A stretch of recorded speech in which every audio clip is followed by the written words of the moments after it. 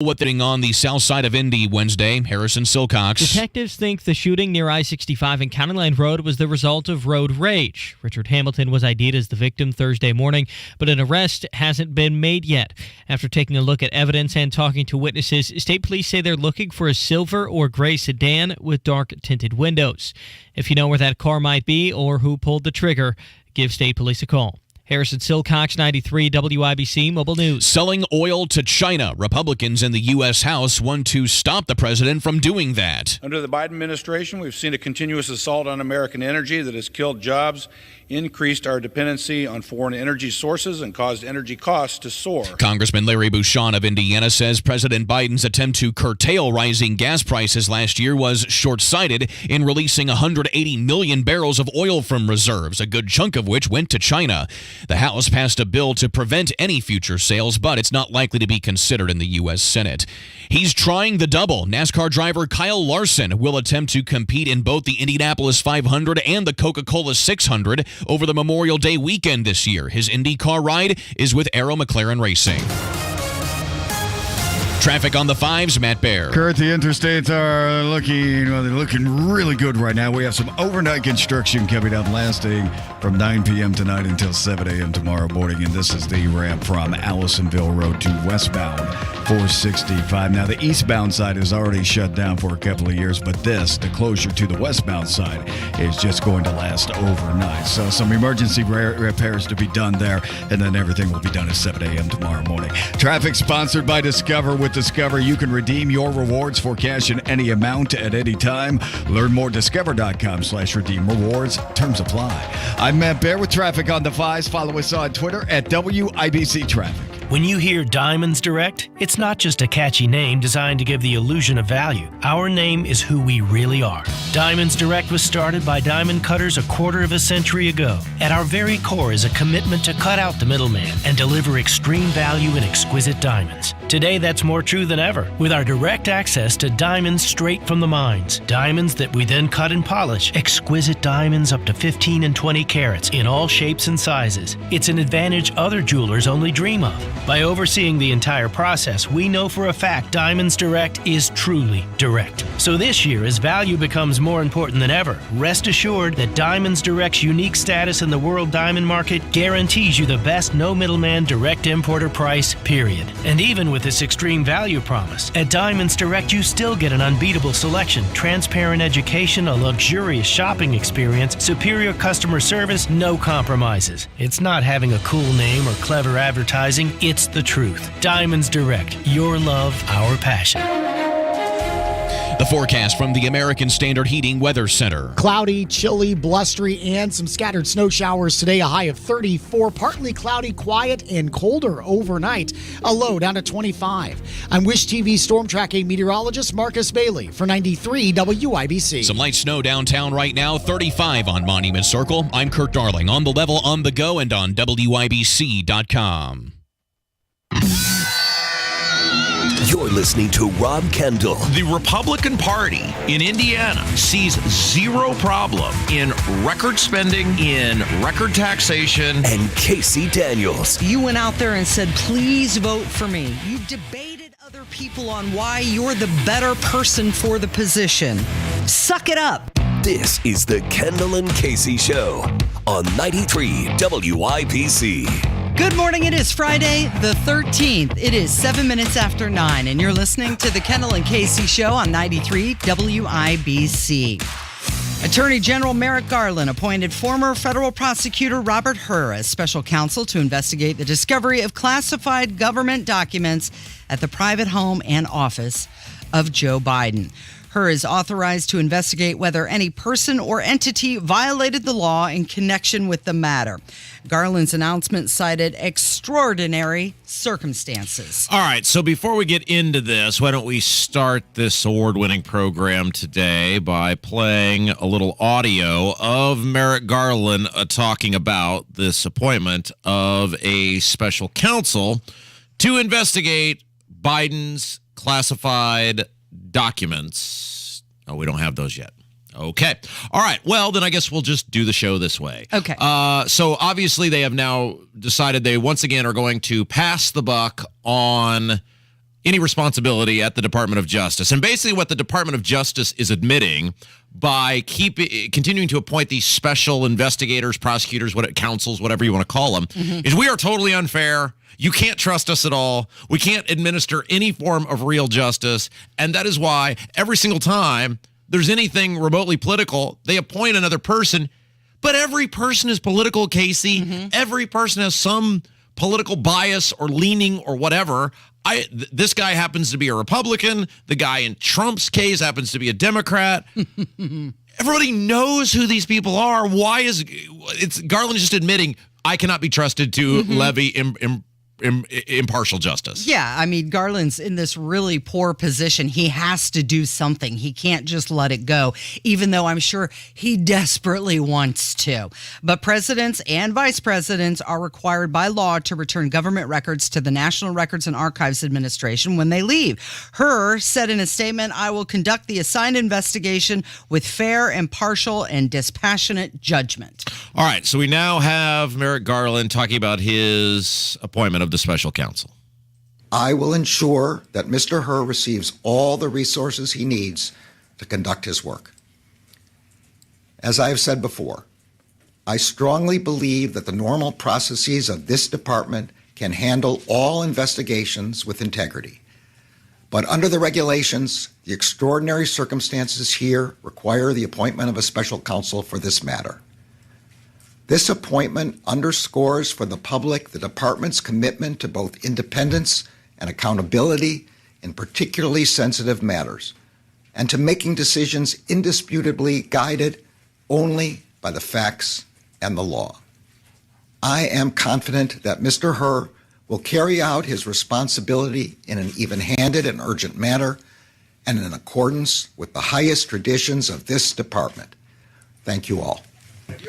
So why do we even have a Department of Justice, right? Because it just seems like almost every single time there must be someone that doesn't work at the Department of Justice to be the person who administers the justice. Like, what are we doing here? Why can Merrick Garland not do his job? What are we paying all this money for that the Attorney General cannot, inside of his office, properly adjudicate these cases? And now at this point, it's lawyers who are going to be selecting the next president, depending on how this investigation goes and how that investigation goes. It's investigation-a-thon.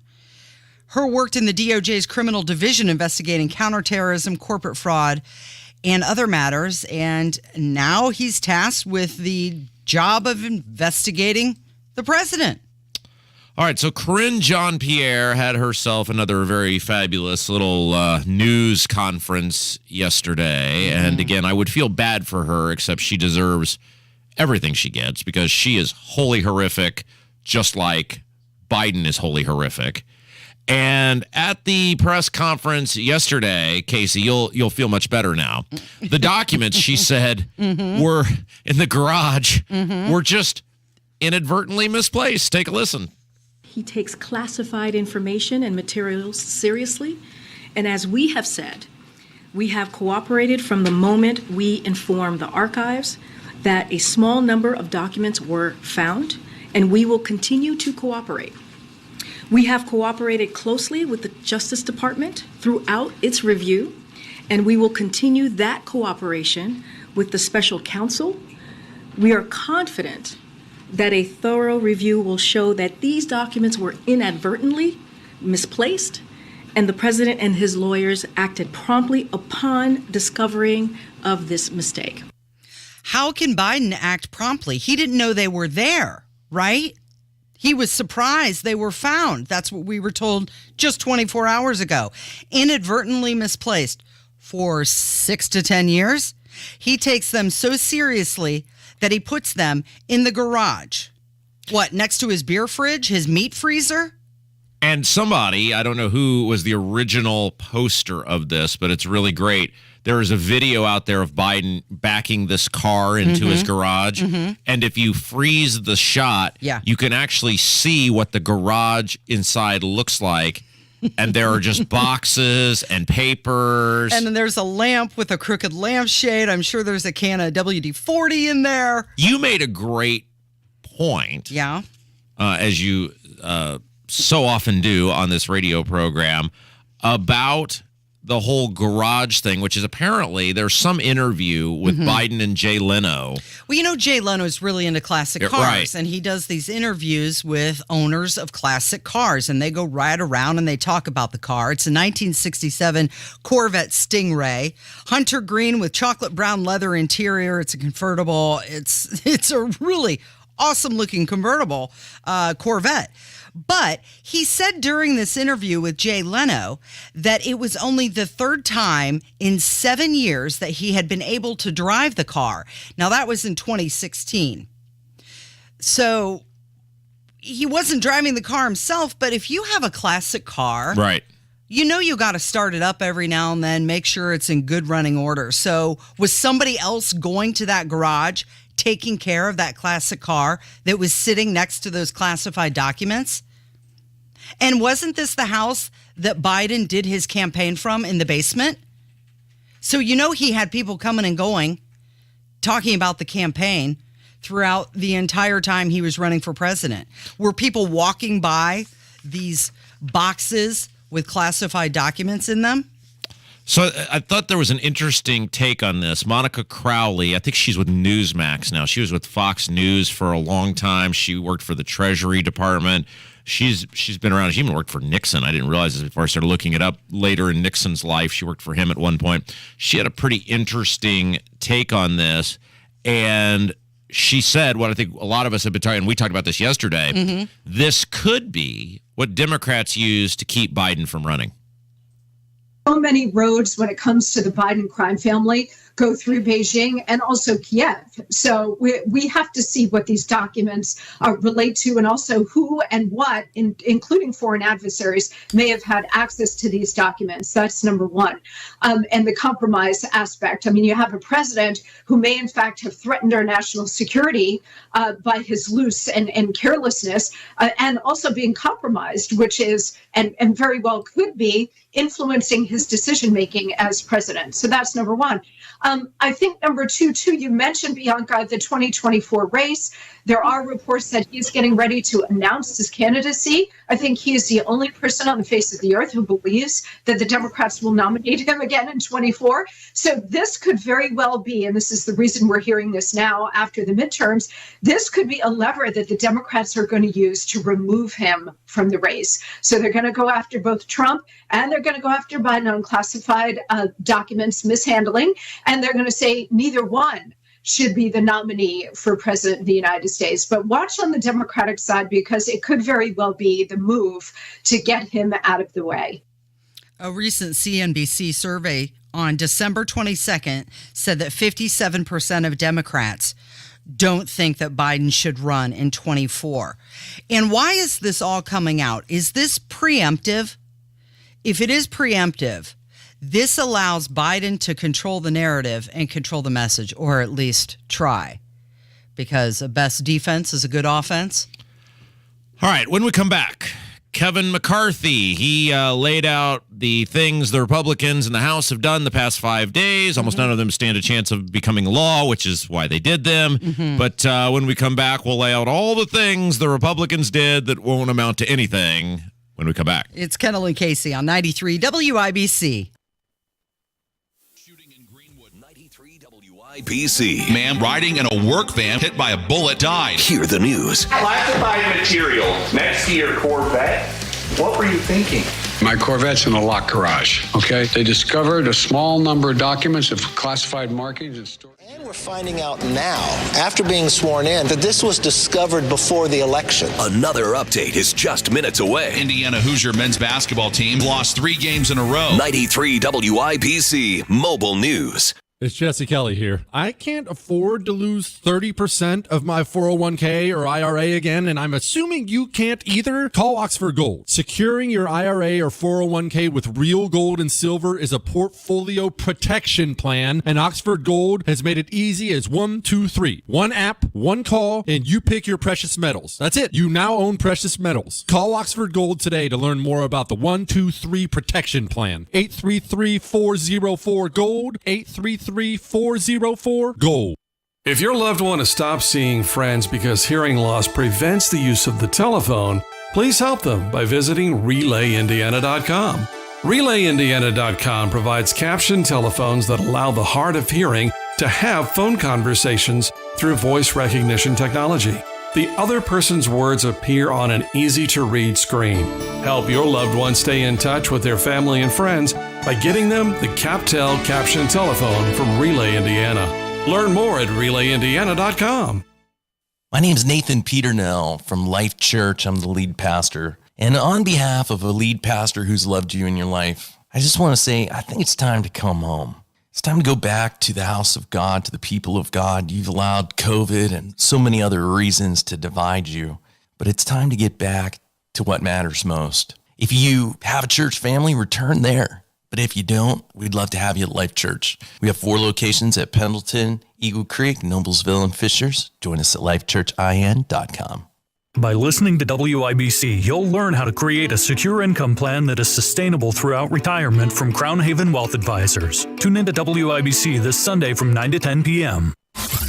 You're listening to Rob Kendall. He's a criminal, that's who he is. A vigilante, a public menace. And Casey Daniels. Wow, she's an angel. On 93 WIBC. Good morning, 19 minutes after 9. This is Kendall and Casey on 93 WIBC. And Speaker Kevin McCarthy amplified his pledge to keep a pair of high-profile Democrats, Adam Schiff and Eric Swalwell, from joining powerful House intelligence committees in Congress. Both Schiff and Swalwell played roles in the impeachments of President Trump. And McCarthy argued that Schiff openly lied about the Russian election interference and disturbing briefing he received from the FBI on Swalwell. McCarthy is also open to expunging Trump's impeachments. And McCarthy won't call for George Santos to resign. But he's had a lot on his mind for the past couple of days as they have begun.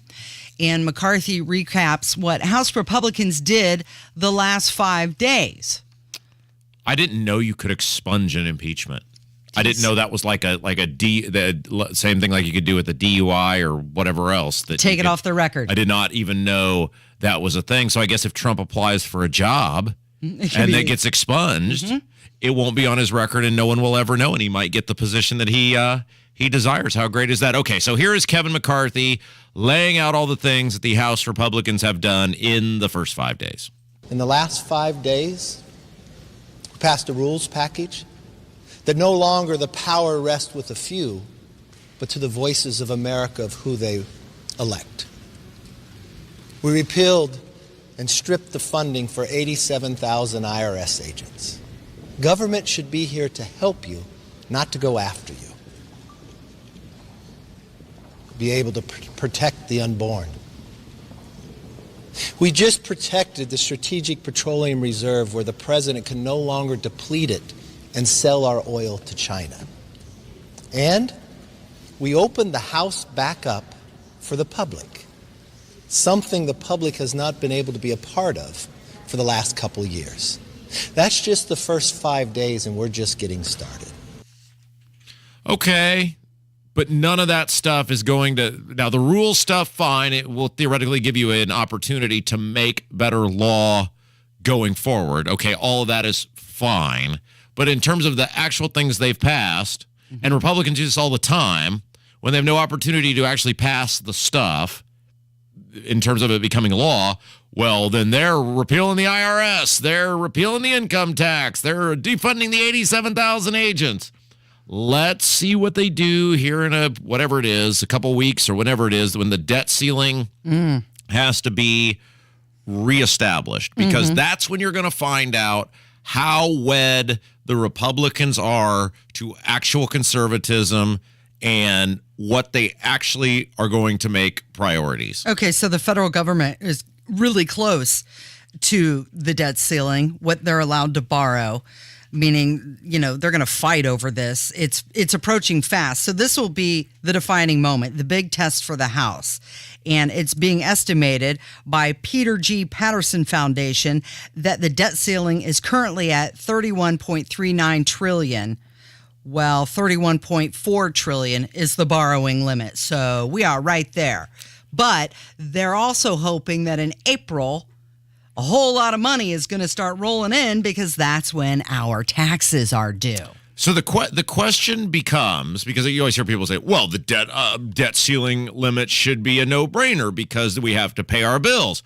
Well, if the politicians always know that no matter what they do, the credit card will forever be limit turned just on, keeps going up. Right. Then why would they ever get spending under control? This is the equivalent of forcing someone to go to rehab. You got to choke them off. And if you're a person with a serious, whether it's substance abuse, alcohol, whatever it is, and they check you into rehab, man, you feel pain for the first, several days you're there, week, whatever, because you're getting the poison out of your system. And in the case of the federal government, we got to send these people to rehab, and we got to make them feel some pain, and we got to get the poison out of their system. And the Republicans in the House have the opportunity to do this with this debt ceiling vote and get a lot of concessions in order to raise the debt ceiling. Yes, but it also has to pass the Senate, and then there's Biden, who could just veto it. And here he is being super creepy and letting you know they've got no chance. Well, let me be very clear. If any of these bills make it to my desk, I will veto them. Why does he do that? I don't know. Isn't that just so weird? Yeah. In the meantime, airfare up 28%, utilities are up 16%, groceries are up 11%, pet products are up 10%. So we're all feeling it. They need to feel it. All right. When we come back, Casey, there are two things locally we have to get to. Number one, the Club for Growth, because they love Jim Banks, Kevin McCarthy's best friend. You remember Jim Banks? He's the supposed conservative who voted for Kevin McCarthy 15 consecutive times without getting any concessions. Club for Growth loves Jim Banks, and they are taking a preemptive shot at Mitch Daniels, which I'm totally here for all that. And then the Indiana House Republicans unveiled their legislative priorities, and we'll see where property taxes were on their list of legislative priorities. Oh, will we? Want to guess where they're at? Will we? All right, that's on the way from 93 WIBC. Good morning. Home shows provide homeowners the deepest discounts of the year on remodeling projects. And right now, Window Nation is bringing the home show savings right into your house. 2 free windows with every 2 you buy, no limit. Plus, pay no interest for 60 months. Use their free virtual visualizer at windownation.com/homeshow. Upload a picture of your house and try out hundreds of options online. Get design tips from the experts and learn how Window Nation's trained installation specialists have helped over 150,000 homes with over 96% customer satisfaction rates. But remember, these once-a-year home show savings are for a very limited time. Call Window Nation today, 866-90-NATION, or go to windownation.com/homeshow. Get 2 windows free with every 2 that you buy. Pay no interest for 60 months. That's 5 full years. 866-90-NATION, or go to windownation.com/homeshow. Experience the future of connectivity with Spectrum One. You get Spectrum Internet delivering the fastest speeds in the nation for $49.99 a month. Advanced Wi-Fi for enhanced privacy and security, free for 12 months. And a Spectrum mobile line with unlimited talk, text, and data, plus nationwide 5G, free for 12 months. That's Spectrum One. Visit Spectrum.com or your local Spectrum store today. Offer subject to change. Valid for qualified residential customers only. Service not available in all areas. Restrictions apply. Join Mark Patrick seminars and stop smoking without cravings, irritability, weight gain, or your money back. Only $49.99 guaranteed. Don't just cut down, but stop smoking once and for all. Also, lose all the weight and let Mark Patrick Hypnosis destroy your unwanted cravings. Seminars January 19th at the Holiday Inn Express and Suites in Noblesville. Weight loss 5:30 p.m., stop smoking 8 p.m. Or January 21st at the Holiday Inn Indianapolis Airport. Weight loss 11 a.m., stop smoking 2 p.m. Sign up at markpatrickseminars.com.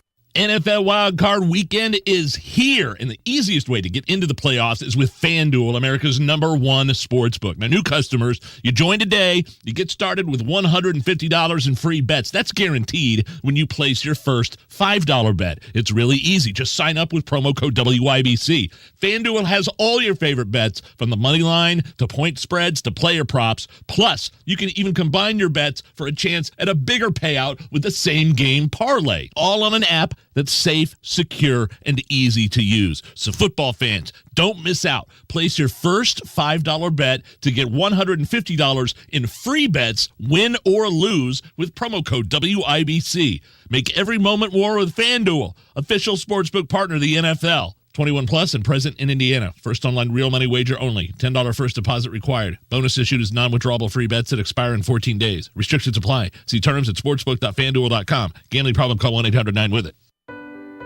Hannah complained of a headache. It was a rhabdomyosarcoma.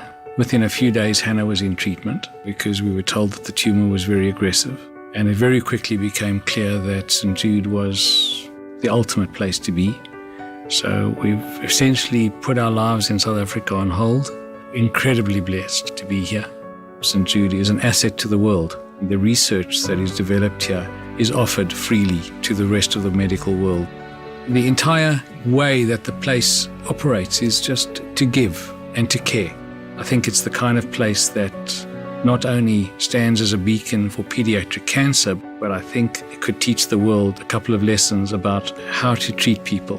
And I think if those lessons could be learned, even in their most basic form, this world could be a better place. St. Jude Children's Research Hospital. Finding cures, saving children. Learn more at stjude.org. 93 WIBC Mobile News. On the level, on the go. Bringing in a new set of eyes. Some light snow still on radar, 35 downtown. I'm Kirk Darling. Here's what's trending at 9:30. A special counsel has been appointed by the DOJ to look into classified documents found at President Biden's Delaware home and an old office of his. The White House says all of these documents were inadvertently misplaced, and the decision by AG Garland to appoint a special counsel came with mounting pressure and more questions over why the president kept such documents, what classified material they contain, and why we are just learning about them now. I signed an order appointing Robert Hur as special counsel for the matter I've just described. Robert Hur is a former Trump-appointed federal prosecutor whom the White House says they will cooperate with fully during the course of this review. Fox's Alexandria Hoff. At least 7 people dead and more injured as tornadoes ripped through Alabama and Georgia. The National Weather Service says that some of the worst damage is in Selma, Alabama, where a large tornado hammered the city and the surrounding area on Thursday. The tornado destroyed homes, tore off roofs, as well as uprooted trees. And now the stock report. The Dow Jones Industrial Average is down just a fraction right now at 33,957. The NASDAQ is also down a fraction as well to 10,909. And the S&P 500 is down to 3,952. I'm Kirk Darling, on the level, on the go, and on WIBC.com. You're listening to the Kendall and Casey Show on 93 WIBC. 9:31 with Kendall and Casey on 93 WIBC. And a national conservative group is trying to stop Mitch Daniels, no relation, campaign for a U.S. Senate before it even begins. This is called Club for Growth Action. And they're going to start airing television ads in Indiana calling Daniels wrong for Senate. I am very excited about the possibility of a Jim Banks versus Mitch Daniels U.S. Senate primary, because I want to see these two take the gloves off and just pound each other into the dirt. Because between the two of them, you've got Jim Banks, who is a professional Kevin McCarthy cheerleader super fan, voting for him 15 times on this radio station, lobbying for Kevin McCarthy. So over the next couple of years, we'll see how Kevin McCarthy repeatedly abuses the taxpayer once the newness of all the deals he cut wears off. And then you've got Mitch Daniels, who forces us every single day to pay higher taxes for Mr. Irsay, who did nothing to earn his team. He inherited it from his super rich father to get a free stadium. We pay higher taxes, so billionaire. What'd we say Jim Irsay was worth?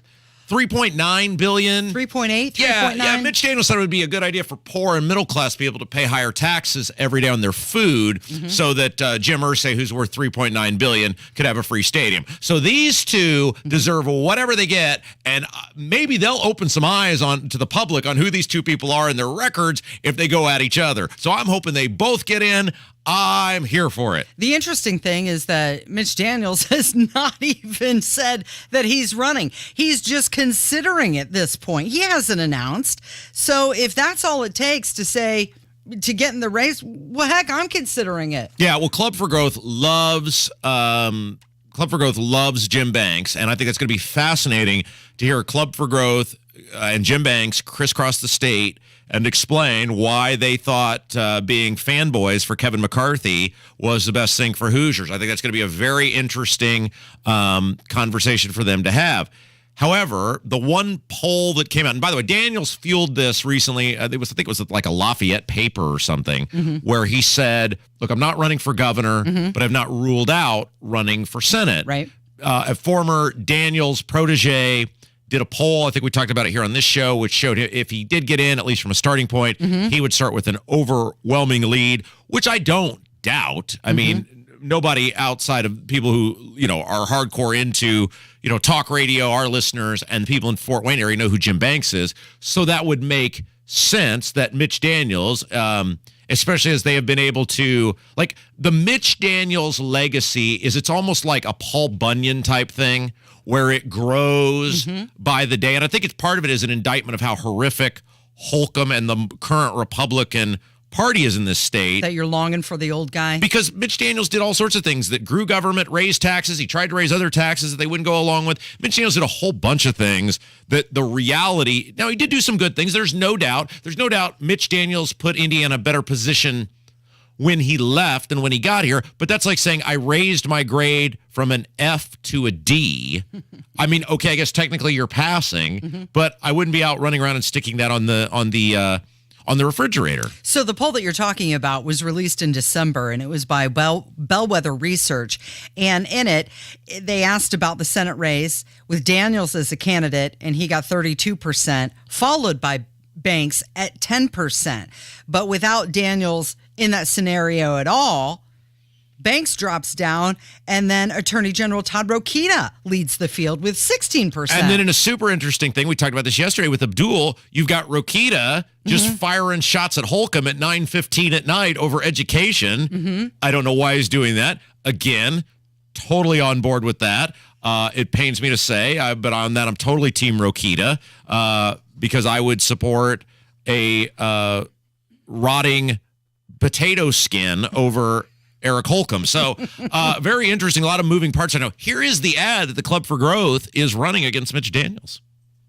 The man, the myth. I've been riding motorcycles almost a half century. The fabled legend of a freewheeling, big-thinking truth-teller. But here's the truth. After 50 years in big government, big pharma, and big academia, Mitch Daniels forgot how to fight. An old guard Republican, clinging to the old ways of the bad old days. Back as budget director, he caved in to big spending Republicans, helping launch one of the largest entitlement programs in a generation, plunging us deep in debt. After being elected governor, my man Mitch got the tax man itch, calling for a 30% income tax hike and raising the sales tax. Now Mitch co-chairs a liberal group that backs a carbon tax and endorsed Biden's tax-raising agenda. Mitch Daniels bragged to Newsweek that he never uses the word conservative to describe himself because he's not. And he's not the right guy for Indiana anymore. Club for Growth Action is responsible for the content of this ad. Okay, so I love that because they point out, and we talked about this, we're always ahead of the curve here, Casey, and I'm so glad that ad pointed out things we have said.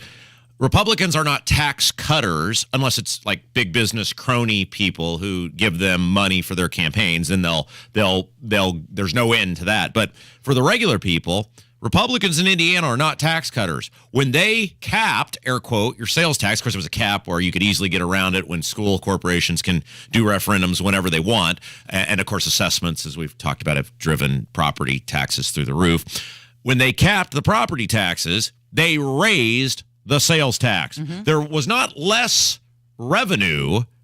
They just shifted. It's the shell game. The way the revenue worked. And the majority of that revenue then went to teacher pay. Yeah. So the Mitch Daniels greatest tax cutter under the sun, that's bull crap. People in Central Indiana paying higher taxes for Jim Irsay to have a free stadium. So I like this. Let's talk about what was real. Let's talk about the actual legacy of Mitch Daniels. And don't forget, Mitch Daniels gave us Eric Holcomb.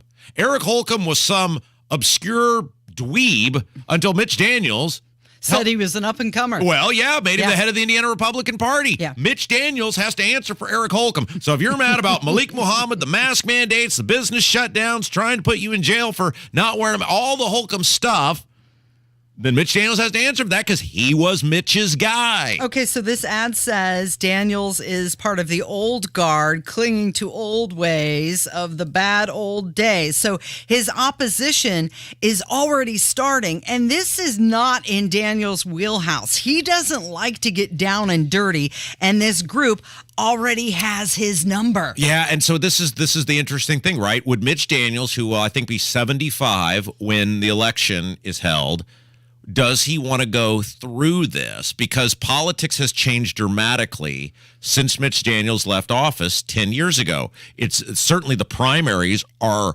markedly different. And does Mitch Daniels have the strength to go out there and go at people? Now, I will say, Jim Banks needs to be held accountable for his repeated votes for Kevin McCarthy. He needs to own that. And he needs to be able to put the boot on him and force him to explain it because he's not going to come on here and do that. And most people won't have the cojones to actually press him on that because a lot of people like to feel like they're important or special because they've interviewed some guy who might be a senator. Now, we don't care about that, but he's not going to come here. So Mitch Daniels running really does create an environment that is best for the taxpayers and best for the citizens because we can get Mitch Daniels held accountable. We can start talking about the truth about what's going on in this state in terms of taxation and growth of government. I mean, that ad nailed the HIP program, too. We talk about that HIP program all the time, the socialized medicine, which became Obamacare in the second iteration of that, HIP 2.0. I love that ad. That ad said everything we've been saying here. And I really wanted to like Jim Banks, but Jim Banks has made that impossible because he loves himself some Kevin McCarthy. Well, you also mentioned something about Holcomb and Daniels. Okay, and there has been talk that Holcomb might possibly run for that Senate seat. So what we have here is the mentor and the young Padawan learner, right? The best thing that could happen to this state is we get Banks and Daniels and Spartz and Holcomb. Get them all in there together because one of them will come out and we'll have to deal with that, and that'll be whatever. They'll let us down. But at least three of them will permanently be put in the political unemployment line for a while. So is this the actual gift that Mike Braun is giving to Indiana? And it may make me like Braun enough that I might have to just suck it up and vote for him. I don't know, but that could be a real gift that keeps on giving. So if you're in the situation where it ends up being Holcomb and Daniels, which way do you go? Now, I know how I would go. I'm going to judge them by who has the better bike. And just for the record, mine is better than both of theirs. Mitch Daniels has a custom-built Harley-Davidson. Well, isn't that interesting, right? Because Mitch Daniels, there's no doubt, Mitch Daniels did at Purdue a phenomenal job. You know this. And that's another thing, though, you have to keep in mind, because not only do you have people of my generation who remember him being as this fiscally conservative person, right? Who, besides the, stadium, did do some things for the state. Daylight saving time, he leased out the toll road. But there's an entire generation of younger people who know him from Purdue, being the president there, that even if they're apolitical and not involved, they're still going going to recognize that name. I need both of these people to run because I want to see it happen. I want to see the gloves come off. I want to see everybody throwing mud at each other. Let's get it all out on the table, and that'll be best for me. And that's really what this is all about, is making my radio show easier to do each day. So do you want to talk about the Indiana Republicans' priorities now, or do you want to take a break and do that coming up? Let's take a break. All right. We've got what the Speaker, Todd Houston, said. He introduced the legislative goals, and we're going to get to those coming up from 93 WIBC. Beer Sample Friday today on the Hammer and Nigel Show. 3 to 7, the biggest story is in Indy. Abdul will join us and more. Let's have a good time. 93 WIBC. Collections. They come in all shapes and sizes. It could be a cabinet full of antiques, a library of books, an army of action figures. Hey, even a closet full of shoes. Whatever it is, our collections mean the world to us. At the Indiana State Museum, we believe collecting is all about reflecting, about connecting us to our past and reminding us of who we are today. Inside the Indiana State Museum's new Gallery 1, we're sharing our unique collection of objects and artifacts and giving you the space to reflect, connect, and have some fun along the way. Visit Gallery 1 and challenge your friends and family to a game of collection charades. Make some music and share the stories of your collections with us. Find what's next inside Gallery 1 at the Indiana State Museum. Learn more at indianamuseum.org. Every small business owner knows business happens everywhere. The office, the warehouse, or on the road. And no matter where it takes you, there's one solution to help your business thrive. Comcast Business Complete Connectivity. It's the largest, fastest, reliable network with advanced gig speed Wi-Fi and cyber threat protection in one solution. Plus, add Comcast Business Mobile and you can save up to 60% a year on your wireless bill. Get started for just $40 a month for 12 months with no annual contract when you add mobile. And ask how to get up to a $750 prepaid card. Flight 291 is now boarding. Yep, you're going places. And when you get there, be ready to do business. The complete connectivity solution from the company that powers more small businesses than any other provider. Comcast Business, powering possibilities. Ends 2/21/2023. Restrictions apply. Requires EcoBill and AutoPay. New 100 megabits per second internet and Comcast Business Security Edge customers only. Equipment, taxes, and fees extra. After 12 months, regular rates apply. Gig internet required for gig Wi-Fi. Mobile savings compares pricing of top 3 carriers. Some people get COVID and thought, well, that wasn't such a big deal. But you can get COVID again, and next time it could be worse, especially for those 50 and older, or with a chronic condition like heart disease or diabetes. But with an updated vaccine, you have better protection from COVID's worst outcomes, and that's a big deal. Find updated COVID vaccines near you at vaccines.gov. We can do this. Paid for by the U.S. Department of Health and Human Services. Garage Doors of Indianapolis is everything that's right about Central Indiana. They've been locally family-owned for 50 years, helping our local economy remain strong by employing 70 families. Garage Doors of Indianapolis is proud to do business right here in the great state of Indiana. They're a conservative-minded company that shares our values and stands by their products and services. You can call Garage Doors of Indianapolis today for service today. 875-4577, 875-4577, or visit doorstoday.com. The latest local news, commentary from Tony Katz, Kendall and Casey, 5.6% Hammer and Nigel, Biden. podcasts. Listen to the station live, whenever, wherever, online at WIBC.com.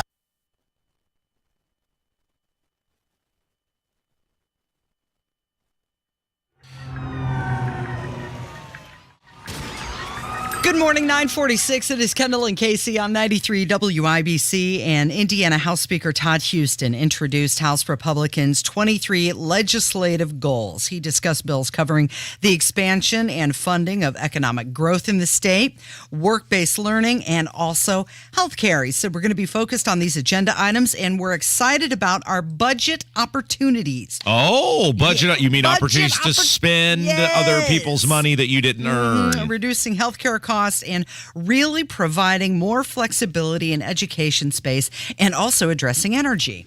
Yeah, so I'm looking at this list here. Caitlin Lang tweeted out a photo of the actual paper, and I'm looking. I don't...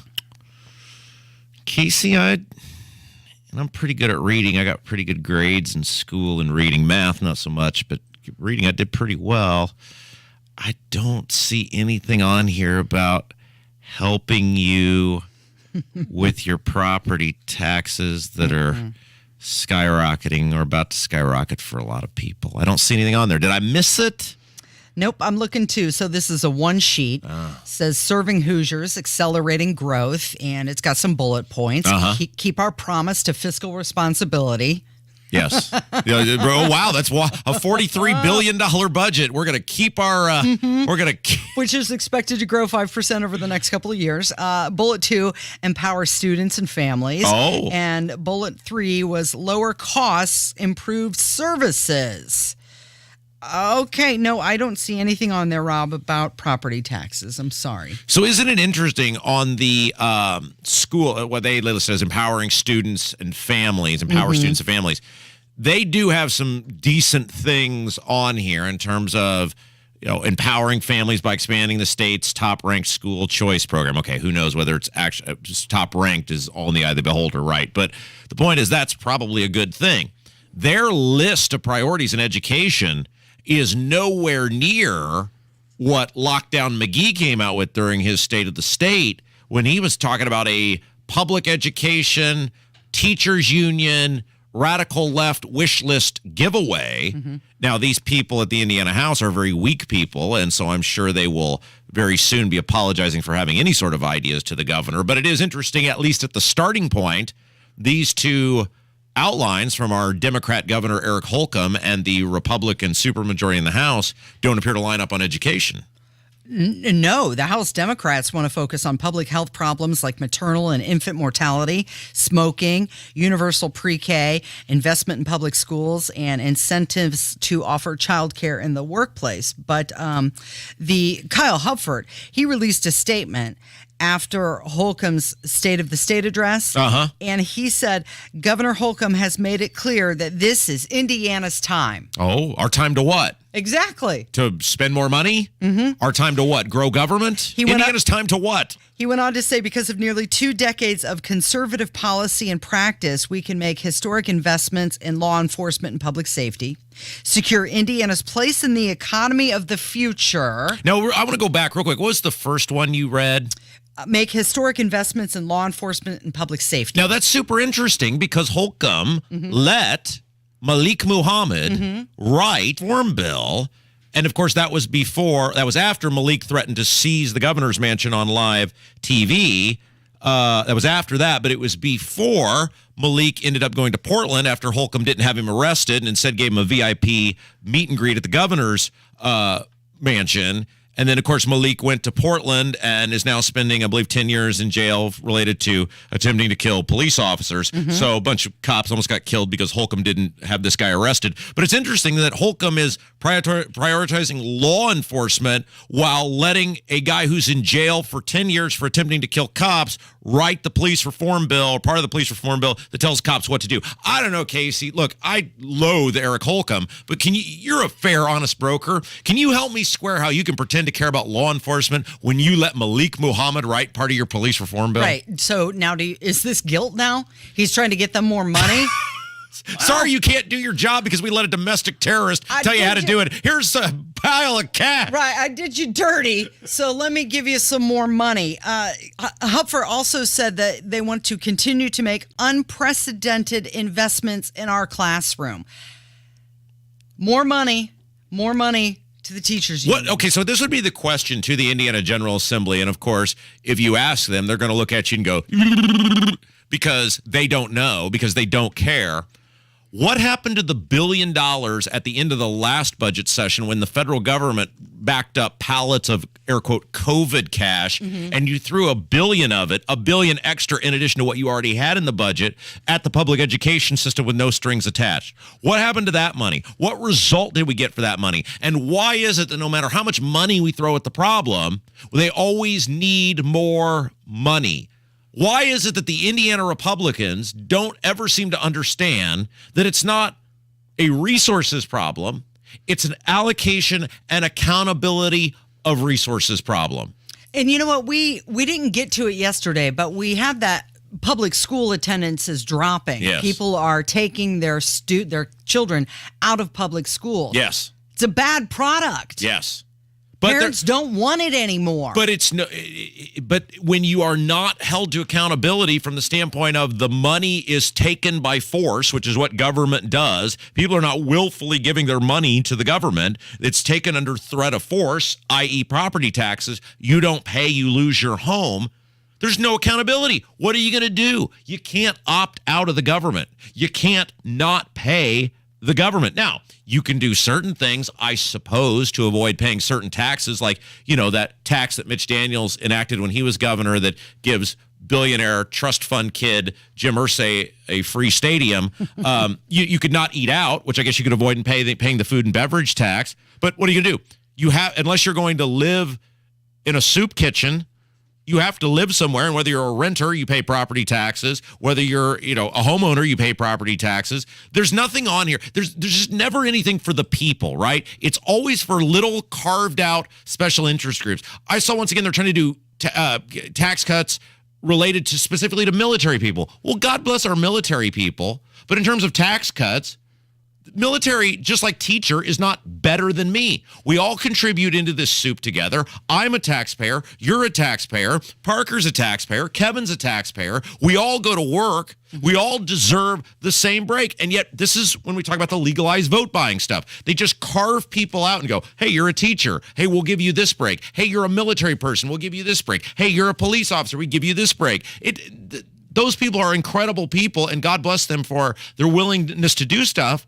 But we're all created equal, and we all contribute to the economy equally, and that's what taxation is it is taking away our ability to contribute to the economy. Why aren't there things that help everyone? Because they don't want to help everyone, because helping everyone doesn't help you legally buy votes. Okay, now I did come across this, and I'm sure that, what's his name? Jim Lucas would love to. Who? Yeah, that guy who likes to tag you. Oh, yeah, the guy that like a Sunday at like noon on a nice Sunday is he likes to tag you incessantly in Facebook messaging, sending messages to me. Yes. So I'm surprised Facebook. that he hasn't quote tweeted this to you yet, because I did see this in an article in the Indiana Capitol Chronicle. It says House Speaker Todd Houston has repeatedly pushed property tax relief as a legislative priority. Oh, what's the plan? He told reporters that Hoosiers are going to want it. Okay, what's the plan?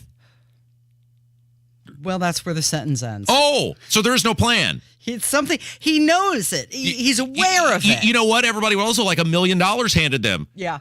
That's the statement he made, right? The Hoosiers are going to want it. You know what Hoosiers are also going to want? $1 million. Does Todd Houston have a plan to hand everyone $1 million? No, because we've already talked about this and why they're not going to help you. Because they would then be boxed in on the perpetual, never-ending revenue grab. And we have all seen, based on the mandates, through the public health program, et cetera, that the Indiana Republican Party is wholly invested in never-ending government mandates. Well, property taxes, even though they fund local governments, are now a part of that equation, because we have seen that the Republicans are totally petrified of the teachers union and the angry red-shirted teachers coming to the state capitol to say something mean to them. So they are not going to mess with any money that might go to schools. And in most communities, 50% or more of your property taxes go to the schools. It's lip service. There is no plan. And whatever plan they come up with will help as few people as possible so they can. It's like Biden going to the border. They're going to try to help as few people as possible and go, we passed property tax reform. Just like Biden could say, I went to the border. Right. It's a picture op, photo op. 9:56, it's Kendall and Casey on 93 WIBC. Good morning.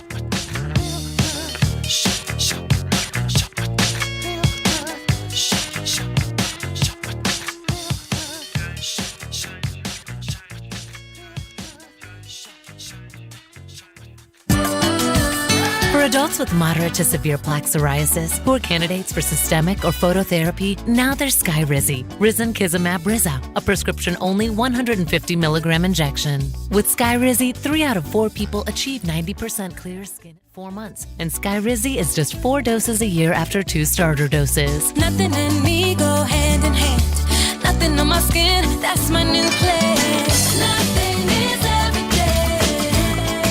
Don't use if allergic to Skyrizi. Serious allergic reactions and an increased risk of infections or a lower ability to fight them may occur. Before treatment, your doctor should check for infection and tuberculosis. Tell your doctor if you have an infection or symptoms, such as fever, sweats, chills, muscle aches, or cough, or if you plan to or recently received a vaccine. With Skyrizi, you could achieve 90% clearer skin. Ask your doctor about the #1 dermatologist prescribed biologic in psoriasis and visit skyrizi.com or call 1-866-SKYRIZI to learn more. We all have that friend who wakes up early to go get everyone McDonald's breakfast while the rest of us sleep in. This is your sign to thank them. And if you're that friend, this is us saying thank you. Rise and shine with delicious morning deals like 2 for $5 breakfast. Choose from the tasty sausage McMuffin with egg or egg McMuffin. Any 2 for just $5. Breakfast hours only. Single item at regular price. Price and participation may vary. Cannot be combined with any other offer. Ba-da-ba-ba-ba. Join Mark Patrick seminars and lose the weight guaranteed, only $49.99. Also, stop smoking with Mark Patrick. This hypnosis is designed to destroy your desire to smoke without cravings, irritability, weight gain, or your money back. Seminars Thursday, January 19th at the Holiday Inn Express and Suites in Noblesville. Weight loss 5:30 p.m. Stop smoking 8 p.m. And Saturday, January 21st at the Holiday Inn Indianapolis Airport. Weight loss 11 a.m. Stop smoking 2 p.m. Register at markpatrickseminars.com. At Uline, the prevailing opinion is if you don't live it, you don't believe it. The people at Uline believe in hard work, and they live it by being there 24/7 to answer your call, having 38,000 items in stock, and offering same-day shipping from 12 locations across North America. Business owners, sellers, buyers, shippers, and packers believe it. Uline is the hard-working, dependable source for your shipping and industrial supplies. Visit uline.com. Tune in Saturdays 9 to 1 for the Home and Garden Show for plenty of advice and fun. Brought to you by Michaelis. Water, storms, fire, and foundation, life happens. Michaelis happens to help you through it. Inside Indiana Business Radio, the news you need to get ahead. Indiana's business news leader, weekdays at 6:32 a.m. and 5:56 p.m. on WIBC. Coming up in 2 minutes, what Republicans want to see accomplished in the legislative session, plus a court hearing this hour for the accused murderer in Delphi. And your congressman in Washington wants the U.S. to end the sale of oil to China. I'm Kurt Darling. That and more coming up from the Peterman Brothers Heating, Plumbing, and Electrical Studios on 93 WIBC, WIBC HD1 Indianapolis. They just spent the night searching for anyone trapped. I'm Dave Anthony, Fox News. In areas of Alabama torn apart by tornadoes. It went from very calm and quiet to chaos very quickly. The storm has torn up Selma so bad. Every street that you go down, there's so much debris, trees, power lines. There in Selma, at least 6 people were killed in Alabama. One twister cut a 20-mile path of destruction. At least a dozen other people severely injured. Other states in the South also got storm damage, including Georgia. I can feel it. Everything is shaking so hard. And all of a sudden, I hear the bang noise. A 5-year-old boy was killed when a tree fell on his car. Minutes ago in court in New York, the Trump Organization fined $1.6 million after being convicted of 17 charges, including tax fraud and falsifying business records. It's not just a special counsel that'll be investigating President Biden over classified documents from his days as vice president. First found in an old Biden office in November, and then last month in a Biden Delaware residence, some in his garage. Republican Congressman Mike Gallagher tells Fox. We in Congress on the Intel Committee have demanded a battle damage assessment from the Director of National Intelligence to understand what was in these documents. We need to know that to understand if our national security was compromised. Gallagher also chairs a new select committee investigating China. I want the best members on both sides of the aisle to work together to defend America, American sovereignty, and our interests from Chinese Communist Party aggression. President Biden's about to host Japan's prime minister at the White House for talks. Japan concerned about China as well. There are tributes on social media for Lisa Marie Presley, Elvis's only child, dead at age 54. Thursday, a housekeeper found Presley unconscious. After CPR, paramedics noted signs of life, but she later died at a local hospital. Fox's William Lajeunesse. She suffered through the suicide of a son, 4 failed marriages, drug addiction, and a recording career that never approached that of her father. One of those marriages was to Michael Jackson. America's listening to Fox News. 93 WIBC Mobile News. On the level, on the go. Cash for schools. Snow falling downtown, 35 on Monument Circle. I'm Kurt Darling. Here's what's trending at 10:02. Investment in K-12 schools and empowering parents with school choice are two of the top priorities for Indiana House Republicans this legislative session. House Speaker Todd Houston says high school graduates are key to their plans. We want to make sure our high school graduates are prepared to enter the workforce. And they've got to be able to hit the ground running to meet their needs and our state's economic needs. Houston says Republicans may consider Governor Holcomb's free public textbook idea as well. The accused murderer of Abby Williams and Libby German is in court this hour in Delphi. Richard Allen is in front of a judge with his lawyers as they push for a judge to grant their request for a change of venue in the case. State police think a fatal shooting on I-65 Wednesday night started from road rage. Harrison Silcox reports. State troopers gathered evidence and talked to witnesses at the scene near Interstate 65 and County Line Road, and now they say they're looking for a silver and gray sedan with dark tinted windows. Richard Hamilton was ID'd by the Johnson County Coroner's Office as the man who died. He was in the passenger seat of the car. Someone else was driving. State police are still investigating. If you know who might have pulled the trigger or where that silver sedan is, call state police. Harrison Silcox, 93 WIBC Mobile News. A man killed in a shooting this morning near 21st and Midhofer. Police looking for suspects. You may remember when President Biden released a lot of oil from reserves to help fight rising gas prices last year. Congressman Larry Bouchon is among many conservatives in Congress upset that some of that oil was sold to China. In an attempt to lower energy prices, the administration has sold millions of barrels of petroleum from our strategic reserve, depleting our own supply and helping China to build the world's largest crude oil reserve. He voted in favor of a bill that passed the House banning any future sales to China. However, the bill is likely not to be considered in the Senate. The Purdue Boilermakers go for 3 straight wins tonight when they face Nebraska inside of Mackey Arena. Tip-off at 7 o'clock. I'm Kurt Darling, on the level, on the go, and on WIBC.com.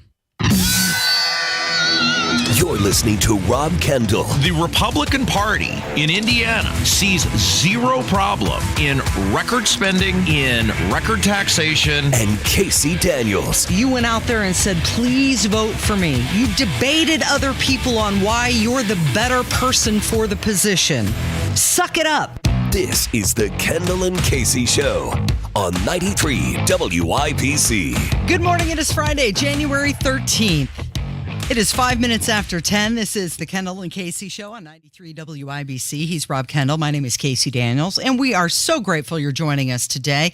And if you'd like to watch, you can do that on YouTube. Just type in Kendall and Casey on the YouTube search bar, and you can participate in the chat room. Can I explain something before Sure. we get into this hour of radio greatness? Please. Many of you have commented on the YouTube chat. Yes, indeed, I am not wearing a hoodie today. I'm wearing something nice. Mm-hmm. That's because we have to get our pictures taken again. Yeah. I have my flat iron ready to go. As soon as we get off the air, I'm going to try. It's round 2 of pictures. So, what was that? 2 weeks ago, a week ago, whatever. Yeah. Casey was insistent that we get new pictures taken. Mm-hmm. Said, I wasn't fine. insistent. I just asked, hey, can we do this? No. You moved way past asking in a very rapid manner. You think so? And we're going to have pictures taken.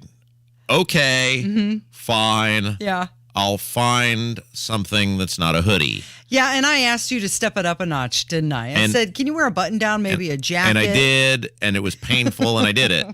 Well, apparently those pictures, for whatever reason, weren't acceptable. Not by you. I'm not blaming you for this. Right. Apparently, I was in front of the camera, not behind it. Yeah. So we're doing it again, but this is it. If these don't work out, I don't care if we look like ink blobs when these are done. That's it, because it is painful to have to look this good. Well, you look nice. Day in and day out. You look very professional. So there's your answer. You can see it on the YouTube chat. You look like you're dressed for the part of the 8th best midday medium market talk show in the country. I am, I'm preparing for my future outside of radio, which we all know in radio could come at any day. So, okay, so Merrick Garland, he's going to face an unprecedented scenario. This after the revelation of the documents found all over the place from Joe Biden. Merrick Garland could become the first attorney general in history to indict a former president, investigate a current president, as well as the first attorney general to be impeached by Congress. There's a lot going on there. Well, it's a laundry list of stuff, right? And the problem is we talked about this the first hour. The fact that they are appointing now another special, whatever you want to call it, counsel, I guess is what we're going with. Yeah. To oversee the new thing with Biden and all these documents that were in his garage or at his library, or apparently there's a third set of documents that have been found now. So what the Department of Justice is basically saying is, and they said it with Trump, and they're saying it with this, that they are so biased that they can't administer justice with any sort of fairness whatsoever. They got to call somebody else in to do it. But yet we're led to believe with regular Americans, these people are admitting with important people we can't administer justice fairly, but you regular people who don't have the strength to fight back, you'll be just fine. You're really getting a fair shake when it comes to the Department of Justice. Well, even if House Republicans are successful in impeaching Garland with their slim majority, he's really not at risk of being removed by the Senate because it's controlled by Democrats. Well, and so it piggybacks into the next thing, which is, And look, the Democrats are totally guilty of this, and it's ridiculous. Bill Clinton was not impeached because he had an affair. Bill Clinton was impeached because he lied under oath about having an affair because he believed it would help his cause. If you or I lied under oath, we would it would go directly to jail. Do not pass go. Do not collect $200. Bill Clinton was impeached not for anything Monica Lewinsky other than lying about Monica Lewinsky, and he did it to be a deceptive you-know-what. But the Democrats have been waiting for years and years and years and years to pull the lever on this, and they went psychotic over Trump, impeaching him for two things that were completely ridiculous. And now, naturally, this response from the Republicans, and it's hard to even blame them other than you take an oath to uphold and defend the Constitution of the United States, is, well, we'll see your ridiculous impeachments, and then we'll one-up that. Impeachment before 2019 had only happened twice in American history. For a reason, it should be very rare and very, very egregious action. Well, Alan Dershowitz is discussing the legal implications of the investigation into the Biden classified documents. He says that if there hadn't been the raid on Trump's place, this wouldn't be a thing. And that's what we said, right? We said this from the beginning when the first set of documents came out from the library, that this is probably not a big deal. Now, the fact that they're in his garage, it's one thing to have them in a library or like Trump had them locked in a vault or a closet or whatever you want to say that was secure and guarded. But it's another thing that, like, dude, this guy's got it in like at least 3 locations. They're in a garage and whatever. Here's the thing, though. This happens all the time, and it shouldn't be a level of criminal action unless you're selling stuff, unless you're handing stuff over to sworn enemies of the United States. But by the Biden standard, now we have to have this circus, and we got to look at this thing to the end of the earth because Biden set the precedent that if you have any of these documents, you are a threat to national security, you're borderline treasonous, and you are just one careless SOB that should be investigated to the ends of the earth. But Dershowitz is right. Nothing's going to happen. Take a listen. I don't think anybody will be prosecuted. I think these appointments of special counsel are necessary to create an appearance of justice. But it's obvious now that many presidents, I bet if you go back, you're going to find presidents over the years having stuff in their houses. This has now become clear that this is all accidental. It's not inadvertent. It's not deliberate. Nobody's selling secrets to China. This is carelessness. This is maybe keeping some material so you can, as an aid to helping write your memoir. But this is just, if there hadn't been the raid on Mar-a-Lago, this wouldn't have been noticed. It's what happens when the Democrats go after Republicans, and then they have to apply the law equally to their own. And this is just an example of what happens when you weaponize criminal justice. It comes back to hurt you. It comes back to haunt you. This is going nowhere. I guarantee you there will be no criminal prosecutions, either of Trump or Biden or anyone else, unless there is further evidence of obstruction of justice or something serious. There will not be prosecution for mishandling of classified material any more than there was against Hillary Clinton. So there's going to be a lot of investigating then at the taxpayer's expense. Yes. For nothing. Right. You're absolutely right. This is how it works, Casey. Yeah. Okay, so we all heard Karine Jean-Pierre say many times how Joe Biden takes this very seriously. Classified documents, he takes them very seriously. Well, how can you take something very seriously while at the same time misadvertently misplace it? Sure. Don't those contradict each other? Well, you're 100% correct, which is he wasn't taking it serious. Look, you can, again, the thing at the library, understandable. Could happen. Just like Trump had them in, he knew where they were. Hey, there's some dispute about what these are.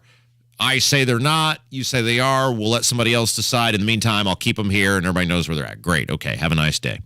But when they're in a garage where your vintage automobile that you've supposedly only driven 3 times over many, many years, like that's a different animal. Like letting stuff just lay around your house, different animal. It's one thing to have a dispute and we'll securely store them and treat them serious. And then whenever we determine what the answer is, we'll go from there versus, yeah, they were next to my vintage Corvette. Well, I guess when you're running a 3-ring circus, it's kind of hard to keep track of all the clowns. Yeah, that's a great point. So Andrew Whitaker, who was the acting attorney general under Trump, broke down the appointment of a special prosecutor and what this is all about. You know, what it looks like to me right now is that Merrick Garland doesn't know what to do.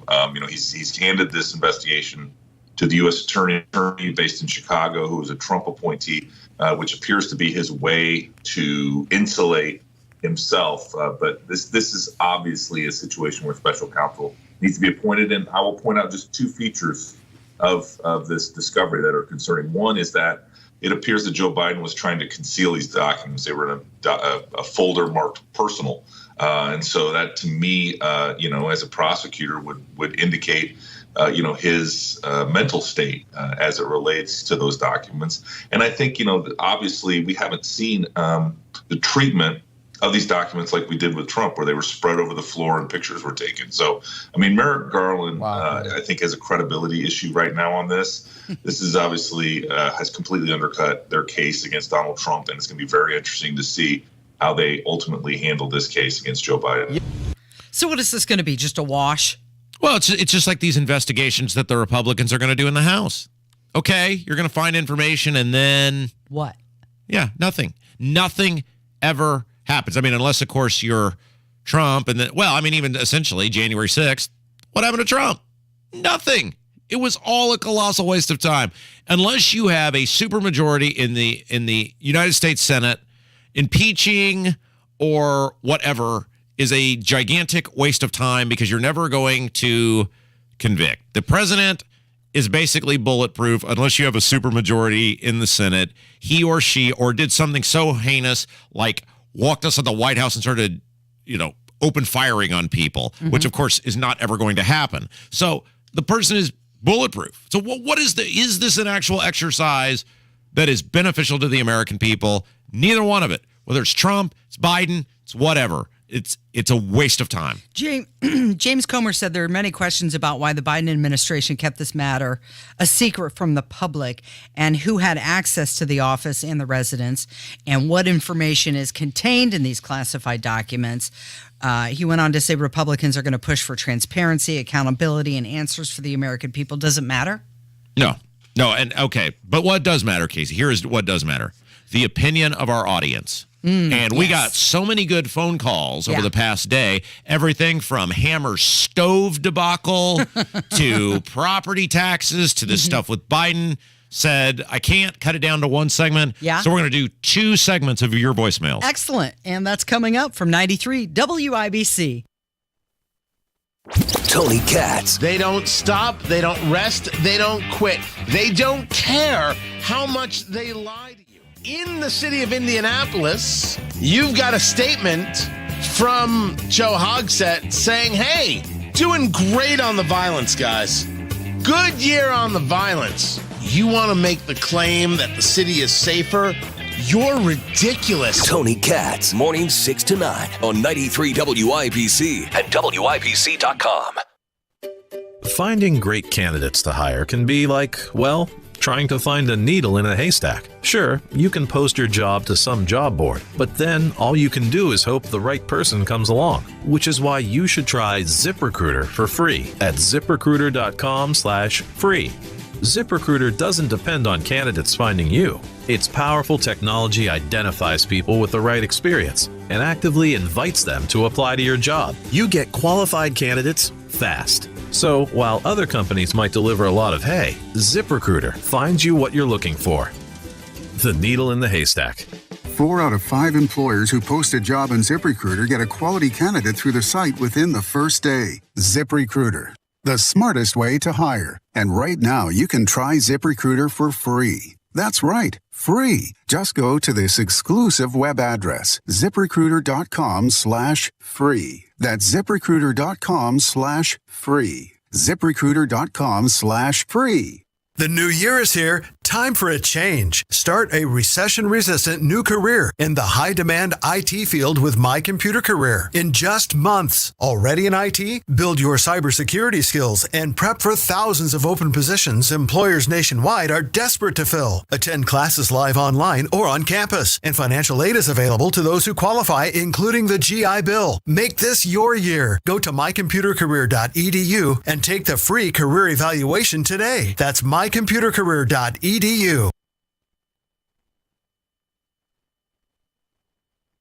Hey, good morning. It's Casey. And let's talk about your retirement dream, right? You had plans to sell your home in a few years, bank the equity, downsize, travel, maybe go see the grandkids.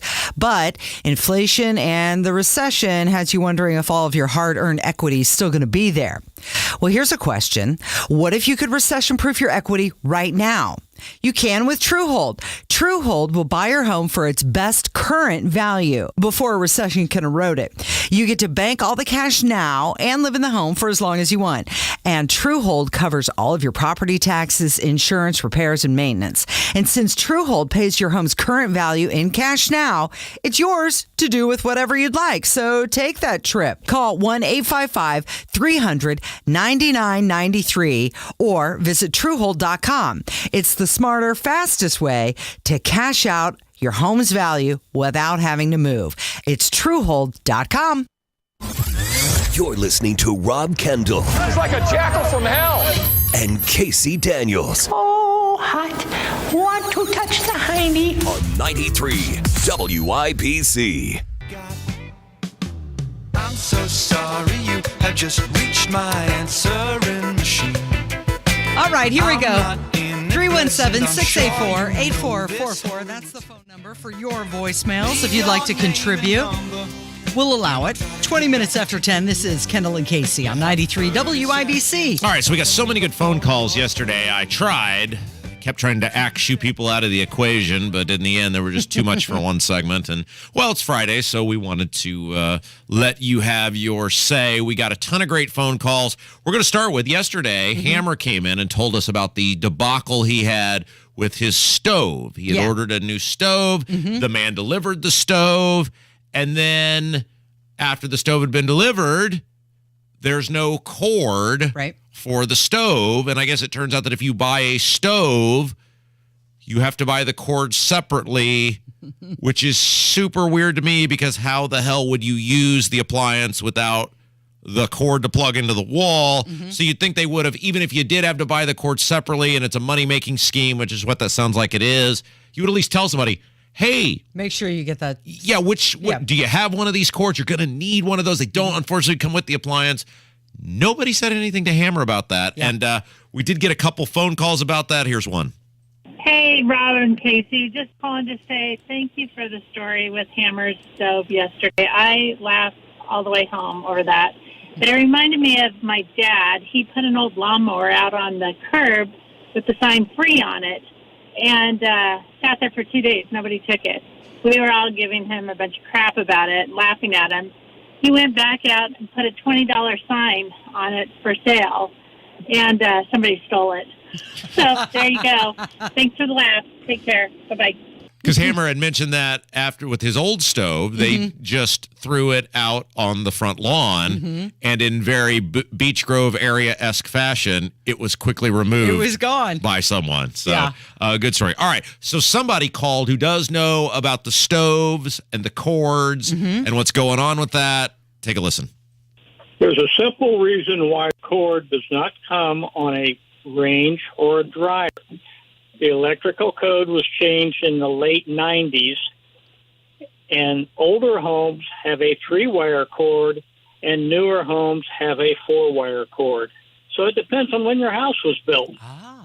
So it's that makes total sense. That is some sort of uber bizarro governmental regulation that you must. I mean, that's at least what that sounds like.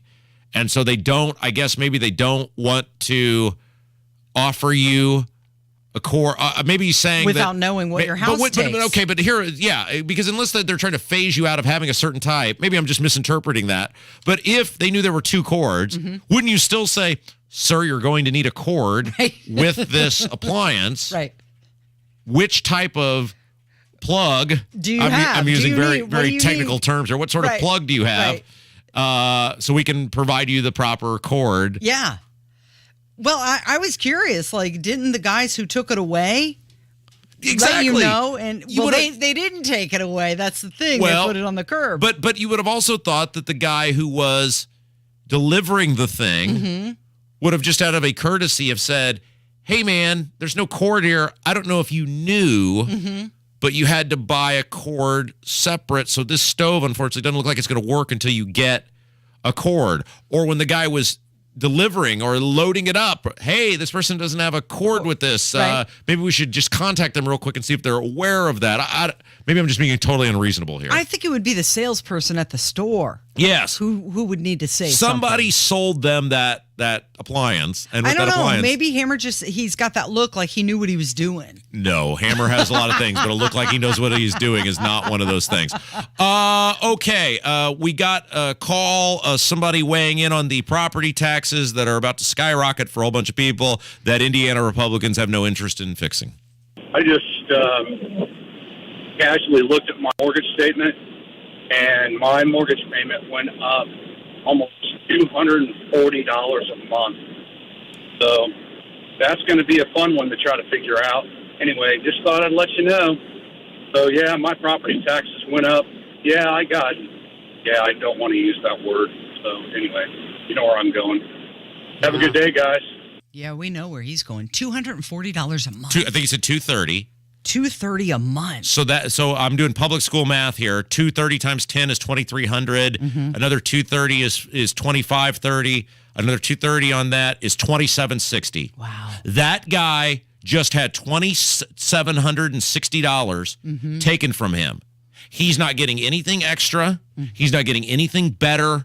The government is not providing him anything different than they were providing the day before. Same services he had last year. They just took it because they could. I had a member of the media here in central Indiana who shall remain nameless because, as we have stated, the rule on the show is I do not want to out respected members of this profession who would be ridiculed for openly associating with me. But he wanted this information revealed. They bought their home, and I think the number on this was $249,000 9 years ago, I think. So we're not talking about the South Fork Ranch here, okay? Right. And much of their property is land related, and that property now has been appraised 9 years later, not monetized, not moved, same family, same people, living in the same home. It is a modest home. Nothing, if you drove past it, you wouldn't say, wow, those people are raking in the dough, because they're not. That house has increased, according to the state of Indiana, $161,000 in 9 years. Wow. And if you extrapolate out his property tax doesn't quite match that dollar for dollar, but it's very close. That person will pay $1,600 additional a year than when they bought their home. What is that person getting, government, for the additional $1,600? How has that person's life been benefited $1,600 extra dollars by the government in the past 9 years? The answer is none. Zero. You're taking it because you can. These people are thieves, and these local government people are thieves. These state house people are thieves. We're going to talk about what happened last night at the Brownsburg Town Council meeting in a little bit, so buckle up for that one. These people are gross, and these state house people, the senators, the House members, the governor, they all know it's happening. You are just taking these people's money because you can, and they don't have any choice, and you guys are sitting there with your thumbs up your backside, just acting like the world's not on fire. These people are getting crushed, and Republicans don't care. Well, the budget is increasing by $5.5 billion, so we got to get that money somehow, right? All right, we're going to take a break. Okay. We've got some Biden phone calls, several more on the way. All right, it's Kendall and Casey on 93 WIBC. At Diamonds Direct, we want to make something very clear. We will absolutely beat the price of any comparable diamond that you find anywhere else. No fine print, no disclaimers, just a rock-solid, unqualified, nationwide price guarantee. And this goes for 1-carat diamonds as well as 15 and 20-carat diamonds. You see, at Diamonds Direct, we're more than just another jewelry store. We're part of a world diamond powerhouse with direct access to the world's top diamond mines. We have our own diamond cutters, too, so we are active in every aspect of the diamond market every single day, from source to showroom. So when you see a diamond somewhere else, online or in a store, or from some so-called supplier, just know that apples for apples, you will get a better price at Diamonds Direct. Our volume, our connections, our buying power make this possible, and it's why we've never ever lost a sale due to price. So at a time when value means so much, we invite you to take this challenge and let us prove it. Day in and day out, you will always get a better quality diamond at a better price at Diamonds Direct. Diamonds Direct, your love, our passion. Online at diamondsdirect.com. It's Friday. You got 2 days until Sunday, and this Sunday, if you are looking for a new church home or even a first church home, please consider checking out my friends at Life Church. You know Life Church? It's where friend of the show, Pastor Micah Beckwith, preaches, and this Sunday, the Life Church family would love the opportunity to meet and welcome you and your family. Life Church is great. They're warm, they're welcoming, and Life Church has campuses across central Indiana, including Noblesville, Fishers, Pendleton, and Eagle Creek, in addition to online services. Learn more at lifechurchin.com. Hi, this is Denny Smith. Periodic maintenance works, especially when it comes to your well and well pump. And C&J Well can schedule your preventive 6-point well care today, including a thorough piping exam, a switch analysis, a pressure tank check, a flow evaluation, and an AMPS test on the pump, and a bacteria sampling. Normally $450, but it's $100 off right now for $350. Keep your water source healthy and dependable. C&J Well Company. They're local, they're exceptional, they're affordable. 317-852-WELL or go to cjforwater.com. 93 WIBC Mobile News. On the level, on the go. Diving into what happened. Snow falling downtown, 35 degrees. I'm Kurt Darling. Here's what's trending at 10:30. President Biden facing heat from lawmakers like Republican Byron Donalds over classified documents found in his home in Delaware, as well as a former office of his. Before I was a congressman, I was a counterintelligence officer, and I can tell you this is reckless, it's dangerous, it's, to quote Biden himself, irresponsible. The president says the documents were in locked areas of his home in Delaware and that he takes the handling of classified materials seriously. The Attorney General has named Robert Hur as special counsel to look into why the president had the Obama-era documents from the time he was vice president. The FAA software that failed Wednesday is 30 years old and is said to be not being upgraded for at least another 6 years. The software failed and caused thousands of flight delays and cancellations cancellations all across the country. A source told CNN that Transportation Secretary Pete Buttigieg has met with top FAA leaders in a number of times since Wednesday's meltdown to figure out what happened. I'm Kurt Darling, on the level, on the go, and on WIBC.com.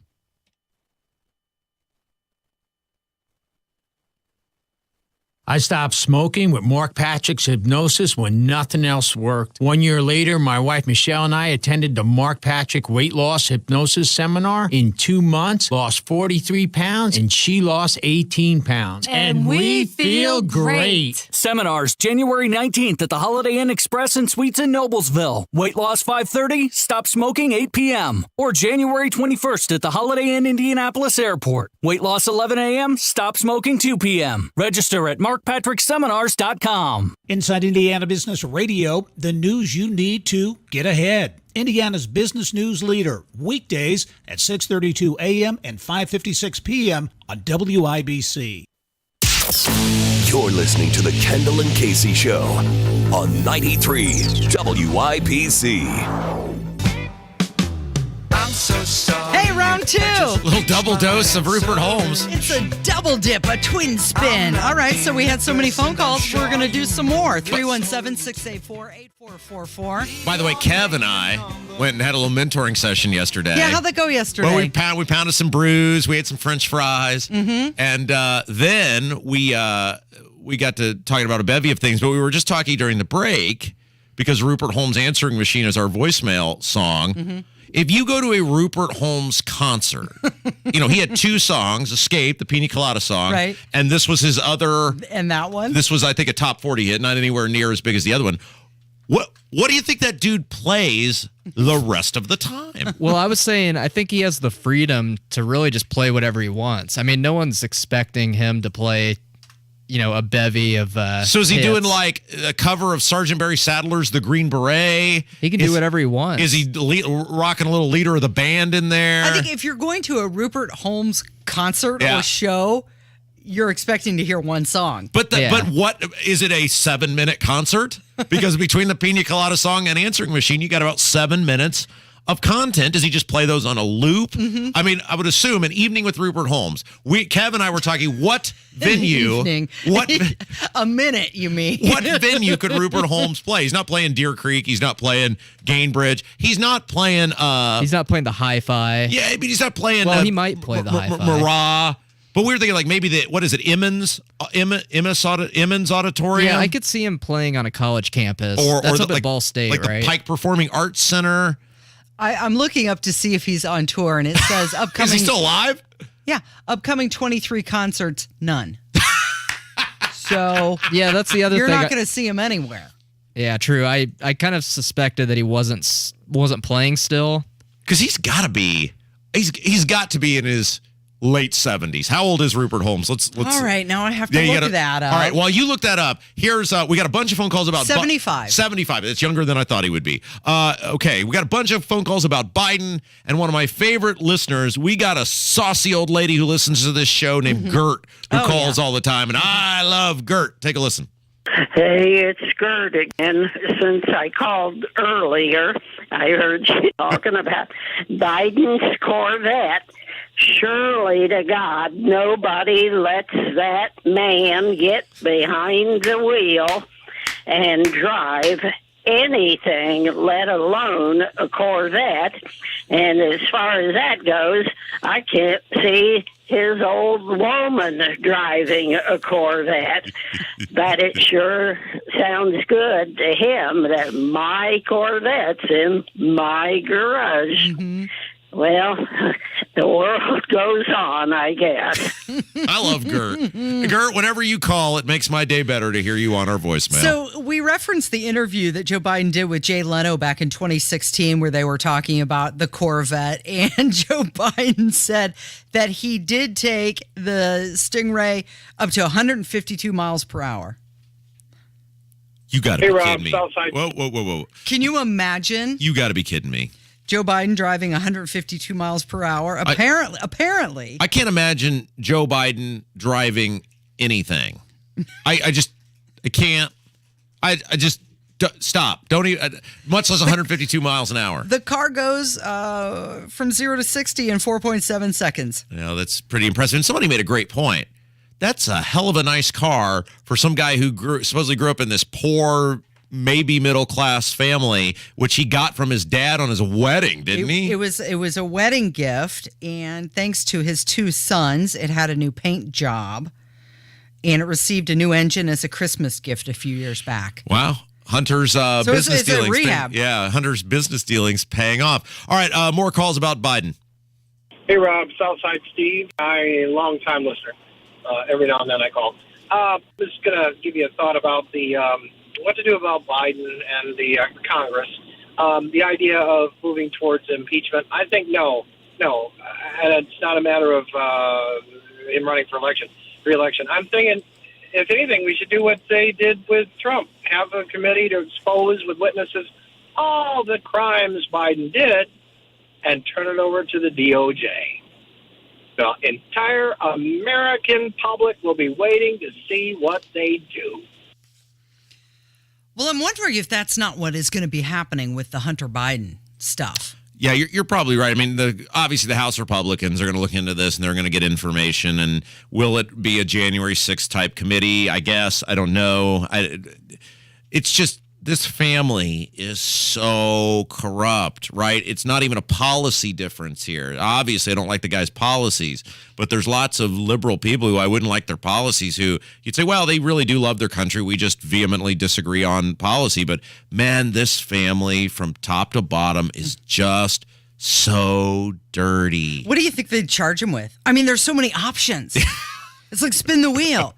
Is it prostitution? Is it drug possession? Lying under federal firearms application? Influence peddling? Failing to register as a foreign agent? I mean, it's like going to the Cheesecake Factory. You know, the menu is so big, it could be anything. Maybe even something we don't even know about yet. Yeah, you're right. All right, another phone call about Biden. Yeah, so you guys are missing the point of this whole Biden discovery of classified documents. The question begins with why, as vice president, with no possible clearance to take those classified documents home, did you do that? And why did you take them out? Why was it important to take out the documents from Ukraine and all the other ones? You're missing the point, guy, is always my favorite. Mm-hmm. Like, we're kind enough to give you an opportunity to have a voice on these very powerful airwaves, and right out of the gate, not thanks, not love the show. You're missing the point. What do you think he took the top down on the Corvette with docs in the car, documents in the car, while he was driving around? Maybe there's a prostitute with Hunter in there. He's on the phone with the Chinese national making deals with the Ukrainian oligarch. I mean, you know. I think the level of dirt on this family, and again, it's bad because it has probably put every single one of us and our country at risk. I think if you actually dug into it and hopefully maybe the Republicans will do that, legitimate investigations, I think you're going to be mortified at what you find. Mm-hmm. But we found it out about the Clintons too, and other than her losing a presidential election, right? What happened? What happened to them? Mm-hmm. Nothing ever happens to these people. They all protect each other. All right, last call of the show. This guy probably has the only likely solution to stopping these Indiana Republicans and their never-ending quest to take as much of your money as possible and give it to someone who didn't earn it. Good morning, Rob and Casey. Rob, I don't get it. You're always bashing the Republicans and think the independents are the answer. Well, sir, why don't maybe you stop whining and crying about how bad the Republicans are doing in Indiana, and you step out and run as a libertarian? You see, they don't win. They talk a good talk, but they don't win. They just pull votes from the Democrats. And, man, I think with your skills, you could do yourself better.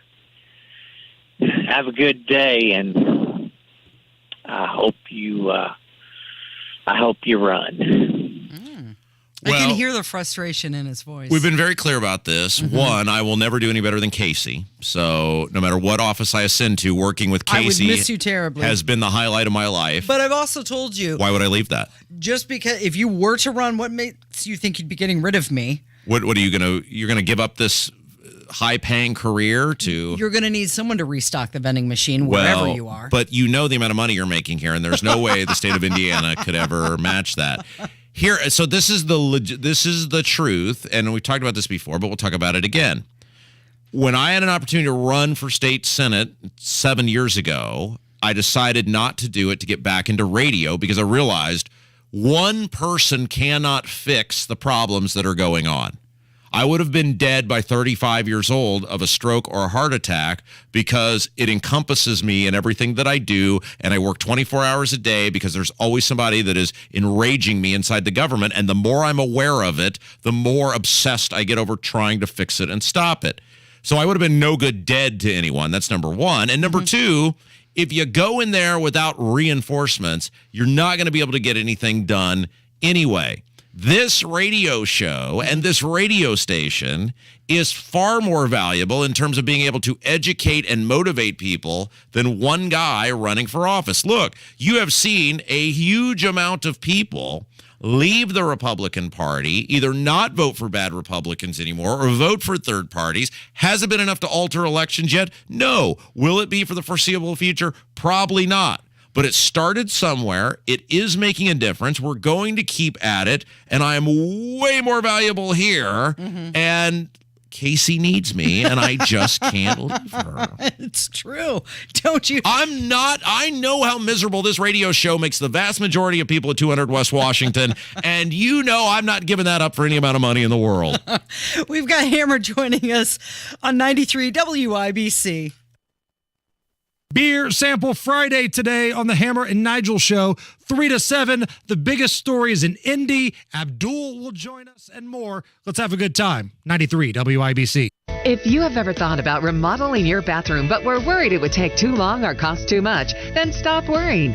Right now, Jacuzzi Bath Remodel has designed a collection of high-quality custom products and perfected the one-day remodeling experience so you can enjoy your new bathroom faster than ever before. It's a worry-free bath remodel from the most trusted brand name in the business, Jacuzzi. For a virtual or in-home appointment, call 800-826-9895. That's 800-826-9895. 800-826-9895. Garage door problems? Call today for service today. Garage Doors of Indianapolis has been solving garage door problems for 33 years. Call today for service today. 875-4577. Garage Doors of Indianapolis services all makes of garage doors 24 hours a day, 7 days a week. Call today for service today. Get it fixed right now. Call Garage Doors of Indianapolis at 875-4577 or visit doorstoday.com. In the morning, call 875-4577. Service today. I studied Spanish in college and never got fluent. But then I tried Babbel. Want the most effective way to learn another language? In just 15 minutes a day, Babbel's bite-sized lessons will have you learning another language in as little as 3 weeks. Babbel gets you speaking quickly about things you actually talk about in the real world. University studies have shown that using Babbel for 15 hours is equivalent to a semester of college Spanish. If you want to learn a new language, there's no better way than Babbel. Go to Babbel.com to try Babbel for free. That's BABBEL.com. When the weather turns severe, turn to the WIBC Storm Desk, presented by Technology Recyclers, certified electronics recycling. Visit tech-recyclers.com.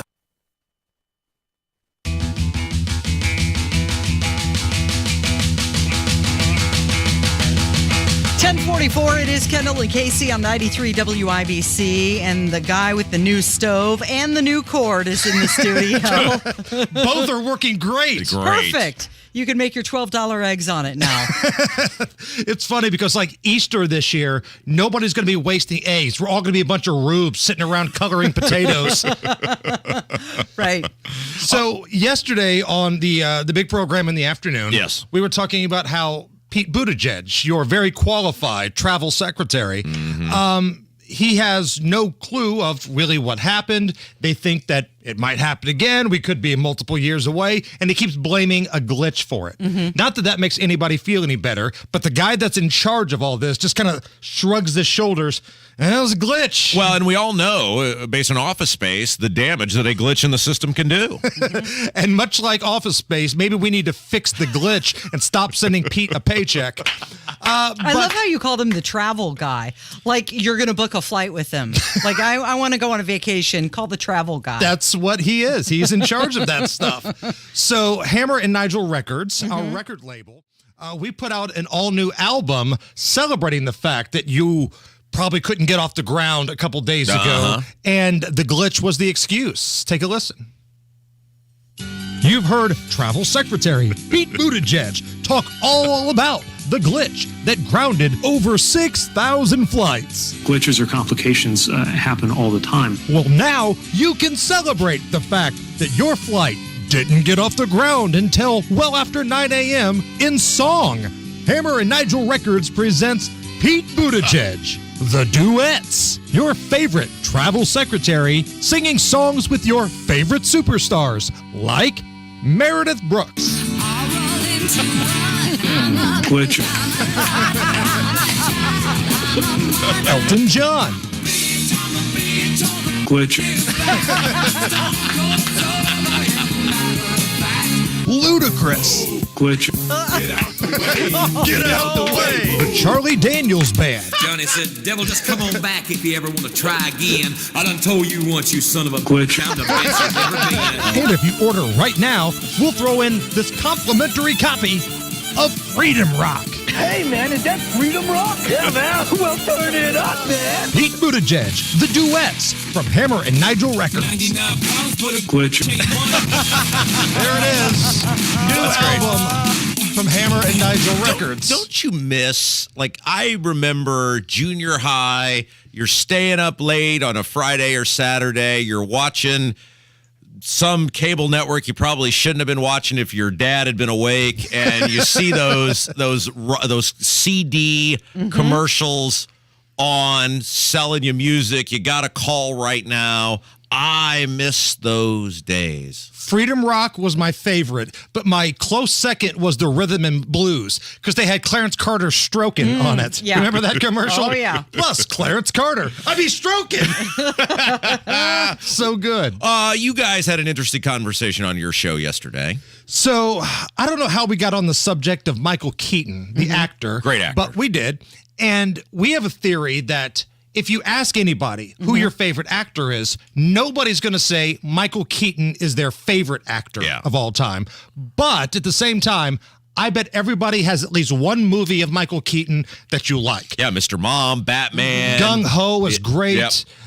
Any one of those, even some of the newer ones, The Founder and things like that. So Michael Keaton's one of those guys. There's a great movie, and it's obscure, and someone's going to yell at me right now. Anthony Garcia's in it with him, where Michael Keaton plays a death row inmate, and they need his bone marrow for something, and so they have to take him to the hospital, and he figures out a way to escape from the hospital. Oh, wow. Oh, it was in the late 90s. Somebody in the YouTube chat is going to be just incessantly tweeting at me. It is a phenomenal movie that everybody should absolutely watch. Sorry, I didn't mean to cut you off. Oh, no, you're fine. It's kind of like the Kevin Bacon game, right? Where there are so many different types of movies that he has done. Usually you like at least one of them. I think Michael Keaton falls into that category. Michael Keaton, he was in Birdman too, right? Yes. Yeah. Yeah. Okay. I will say the most overrated movie of all time, though. Sorry, Joey in the YouTube chat, is Beetlejuice. That is a stupid movie.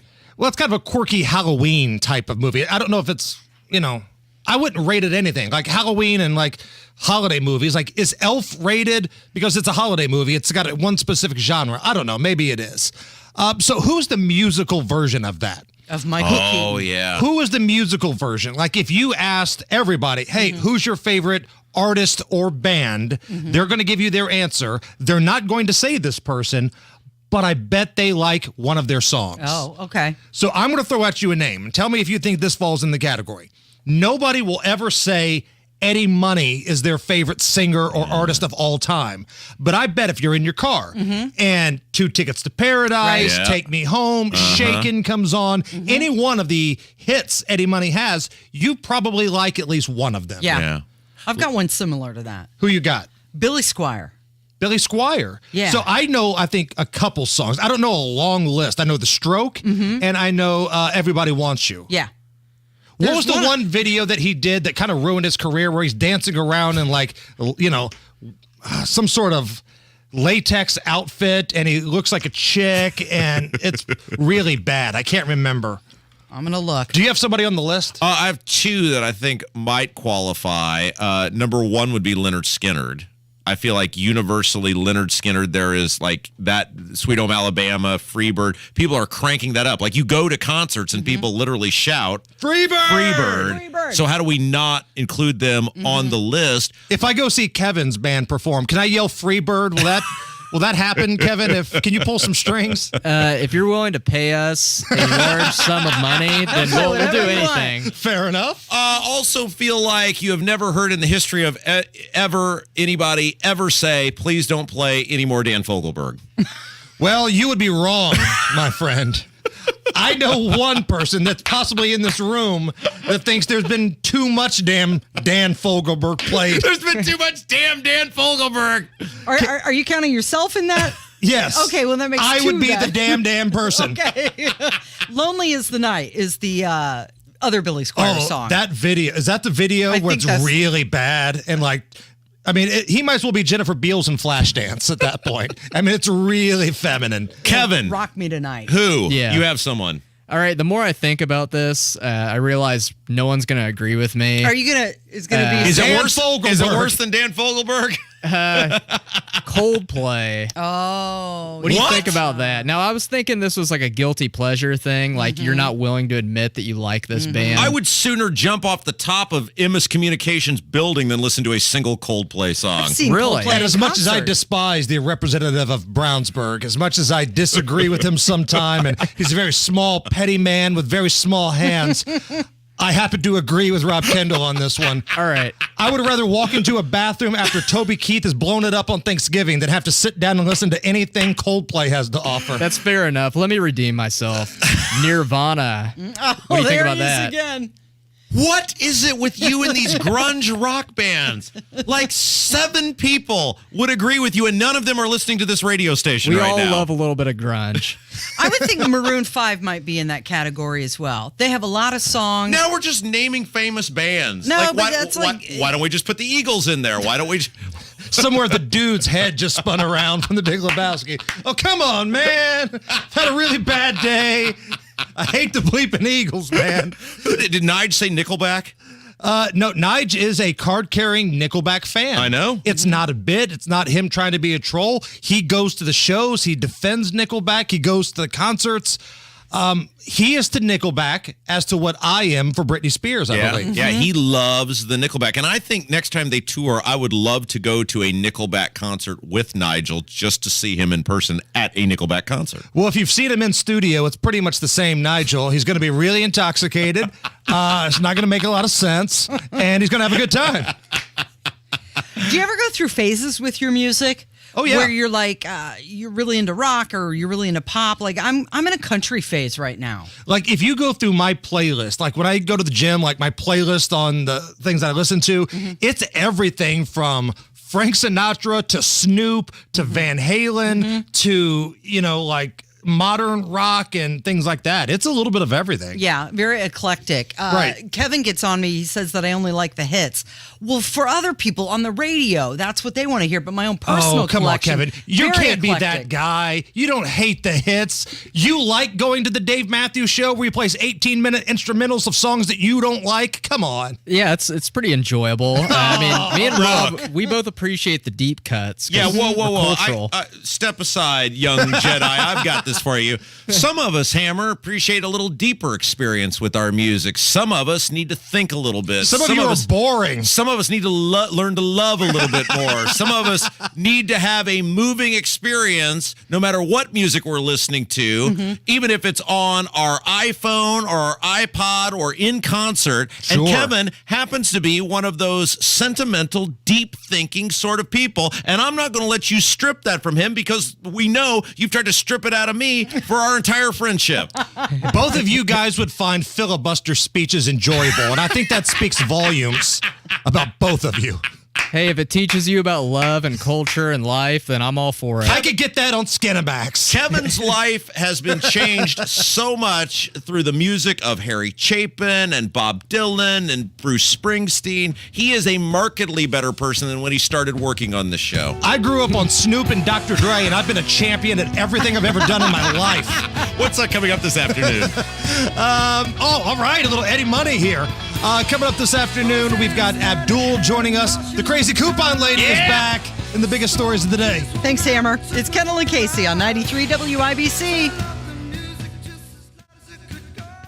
You don't have to go through yet another year with that knee pain or back pain. Hoosiers with chronic joint pain are getting real lasting relief from QC Kinetics. Tony Katz here, and QC Kinetics is the nation's leader in advanced regenerative medicine, utilizing protocols that use healing agents from your own body to target aching joints, repairing and restoring damaged tissue. You can move again with no surgery, no drugs, no downtime. So if you have shoulder pain, hip pain, if you have arthritis pain or lingering pain from an injury, do not let them operate on you or give you more steroids. Say no to the pain pills. Call QC Kinetics in Eagle Creek and Greenwood. See if their life-changing all-natural treatments can get you living your best life in the new year. I'm telling you, people right here in Indy are raving about these treatments. This is the future of joint pain management, and appointments are available as soon as the next week. Make 2023 the year you say goodbye to joint pain. Call QC Kinetics right now in Eagle Creek and Greenwood. It's a totally free consultation. Call QC Kinetics, 317-559-PAIN. That's 317-559-PAIN. 317-559-PAIN. Winter heating bills got you down? Save big with Peterman Brothers. Get a brand new furnace for less than $49 a month and no payments till spring. Plus, for a limited time, we're including a free 15-year parts and labor warranty with all new systems. We'll also install it next day, guaranteed. Or we'll give you $500. See why Peterman was voted one of Indy's best and let our family take care of yours like no one else can. Visit PetermanHVAC.com to schedule today. Hey, this is Lisa Stofan. Heard the Mark Patrick weight loss hypnosis hype? Well, I attended because my father stopped smoking with hypnosis. Hypnosis eliminated my desire for soda and fast food, made me want to exercise, and I lost 60 pounds in 6 months. My energy level exploded. I went to another session to deal with some other problem foods, and I lost another 10 pounds. In fact, I brought my husband, and he lost weight, and his cholesterol and blood pressure improved. My friend lost 20 pounds her first 2 months. What are you waiting for? Join Mark Patrick seminars and lose the weight or stop smoking guaranteed for only $49.99. Hypnosis designed to destroy unwanted cravings, late night eating binges, boredom eating, stress eating. Seminars Thursday, January 19th at the Holiday Inn Express and Suites in Noblesville. Weight loss seminar 5:30, stop smoking seminar 8 p.m. And Saturday, January 21st at the Holiday Inn Indianapolis Airport. Weight loss seminar 11 a.m., stop smoking seminar 2 p.m. Register at markpatrickseminars.com. My grades were bad. I appeared to be doing good at my school life, but if you would see me at home, it would have been a completely different story. I mean, it was just rough focusing on school when your mother is somebody you have to take care of. There are students who need somebody. Communities in Schools is helping more than 1.3 million kids get whatever they need to succeed in school. You can help change the picture of education at communitiesinschools.org. I hear people say we can't save every kid, but I think that we can. Your one blood donation can help save the lives of up to 3 people. Give blood through the American Red Cross to help hospital patients. Visit redcrossblood.org today. Coming up in 2 minutes, some relief coming to Hoosier drivers here in the Circle City. Plus, what Republicans in the Indiana House are focusing on this legislative session. And Parker Carlson reports on a couple of shootings from overnight and one person killed. I'm Kurt Darling. All that and more coming up from the Peterman Brothers Heating, Plumbing, and Electrical Studios after Fox News. You're listening to 93 WIBC, WIBC HD1 Indianapolis. It's 11 o'clock. Some people lost everything. I'm Dave Anthony, Fox News. Thankfully, that I'm alive. That's all that matters. And my cat survived too. She's among the many tornado victims in and around Selma, Alabama, as dozens of twisters hit the south, doing damage in other states, including Georgia. Fox's Steve Harrigan's in Griffin. We're seeing destroyed and damaged buildings really in every direction. Down power lines, street lights not working as the cleanup here is just beginning. States of emergency declared in parts of Georgia as well as Alabama. As you mentioned, Selma hit hard. A terrifying afternoon and night for many people. The death toll right now stands at 7. That could go up as more bodies are found, much of those dead around Montgomery, Alabama, in rural areas, many of them killed by trees falling on mobile homes. Some rescued. They had to cut through the trees to get to them. 12 hospitalized. The Trump Organization fined $1.6 million this morning in New York after being convicted of 17 charges, including tax fraud and falsifying business records. The case against the Trump Organization was largely built on testimony from the company's former chief financial officer, Alan Weisselberg, who struck a plea deal and was himself sentenced to 5 months in jail earlier this week. Fox's Tanya J. Powers. Russia is claiming it's taken control of a new town in Ukraine. Fierce fighting in a town in Donetsk called Soledar has left more than 500 Ukrainians trapped, according to the governor there, who said fighting has been a bloodbath. Ukrainian officials dispute Russian forces have taken it over. Fox's Jessica Rosenthal. President Biden's meeting now with Japan's prime minister, who has concerns about safety in regard to China and North Korea. We all know there's a snowball's chance in you-know-where, but across America, people are dreaming of quitting their jobs, living a life of luxury if they can just win Mega Millions tonight. If you want to be a billionaire and win this jackpot, you have a 1 in 302.6 million chance of winning. Fox's Madison Allworth. America's listening to Fox News. 93 WIBC Mobile News. On the level, on the go.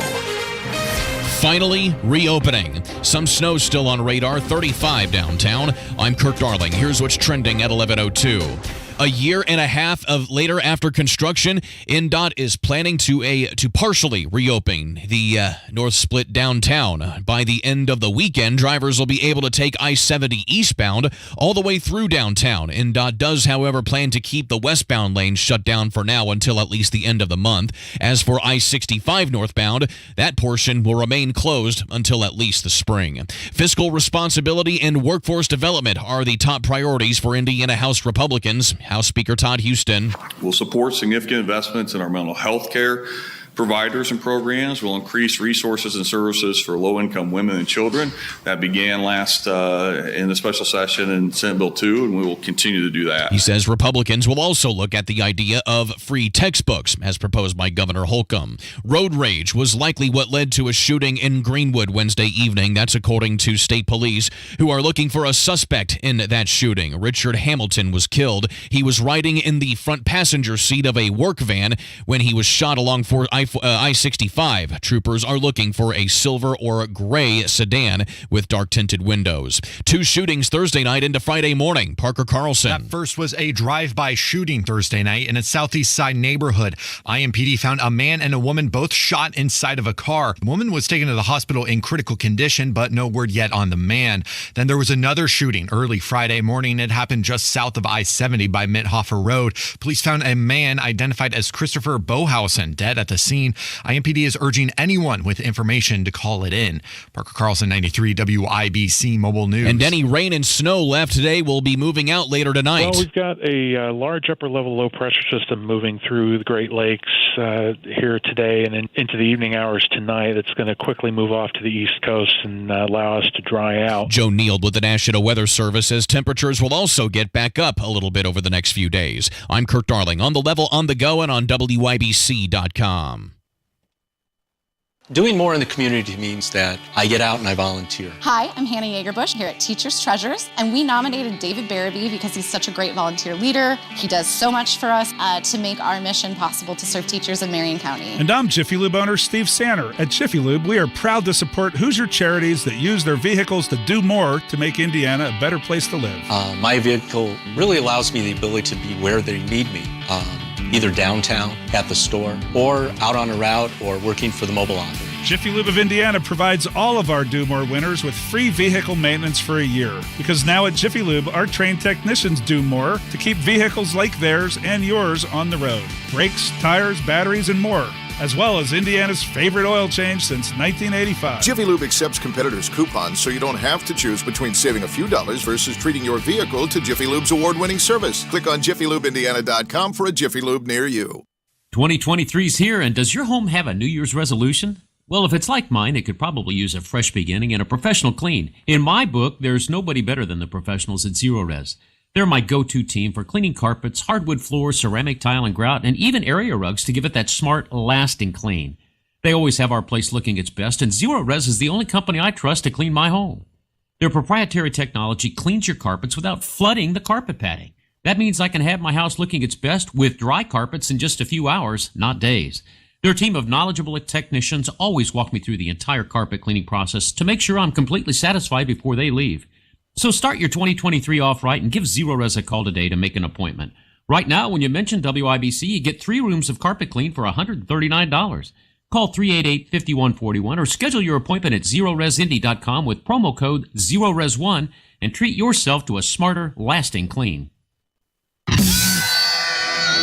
You're listening to Rob Kendall. The Republican Party in Indiana sees zero problem in record spending, in record taxation. And Casey Daniels. You went out there and said, please vote for me. You debated other people on why you're the better person for the position. Suck it up.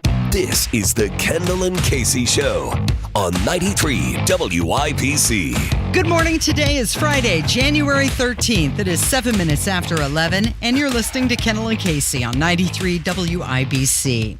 So pressure is growing on the Biden administration to release visitor logs from his Wilmington, Delaware home after revelations came out that classified documents were stored there in his garage and in an adjacent room. And Representative Elise Stefanik said, we need to know why President Biden has refused to release his visitor logs, while classified documents were hidden in the garage when foreign visitors with off-the-books meetings could have had access to the information. And we also know that Hunter Biden, who is under federal investigation for possible tax and foreign lobbying violations, has listed that Delaware address as his own residence. This is the address that Hunter has on his driver's license. So Hunter Biden is also shown to have discussed the Biden Penn Center, the think tank, in emails before it even launched. So Hunter's walking around, other people possibly walking around. Is it too much to ask that we want to know who's been in and out of this place where classified documents were stored? Well, and it is interesting how this is going to unfold because, as we talked about, they made the bed. And I say this because there was a time where whatever the rules were the rules we went by, right? Good for the goose, good for the gander sort of thing. But now it doesn't matter anymore because we just ignore the rules when we don't like the rules, and people don't really pay attention to the rules because people are embedded in their little camp of whatever's right and wrong. So there was a time where we said, yeah, Biden's probably in big trouble on this because they've thrown the book at Trump. Okay, those are the rules. This guy, that guy, everybody plays by the same cup of stew. That doesn't work anymore. The Department of Justice, the FBI, they have all proven, hey, we're just going to do what we're going to do because we are a weaponized group of people against the American people based on whether we like you or not. Social media operates that way, etc. We've long pondered, how has Rob Kendall never been thrown off social media for all the highly offensive things I say? And I've always been convinced of this, and I think part of the Twitter file stuff has proven I'm mean to everyone. You're an equal opportunity offender. And there's probably been times where I've said hyper offensive things about the Democrats, and somebody somewhere has just gone, oh, this guy's... yeah, he's really mean to the Republicans who let him stay.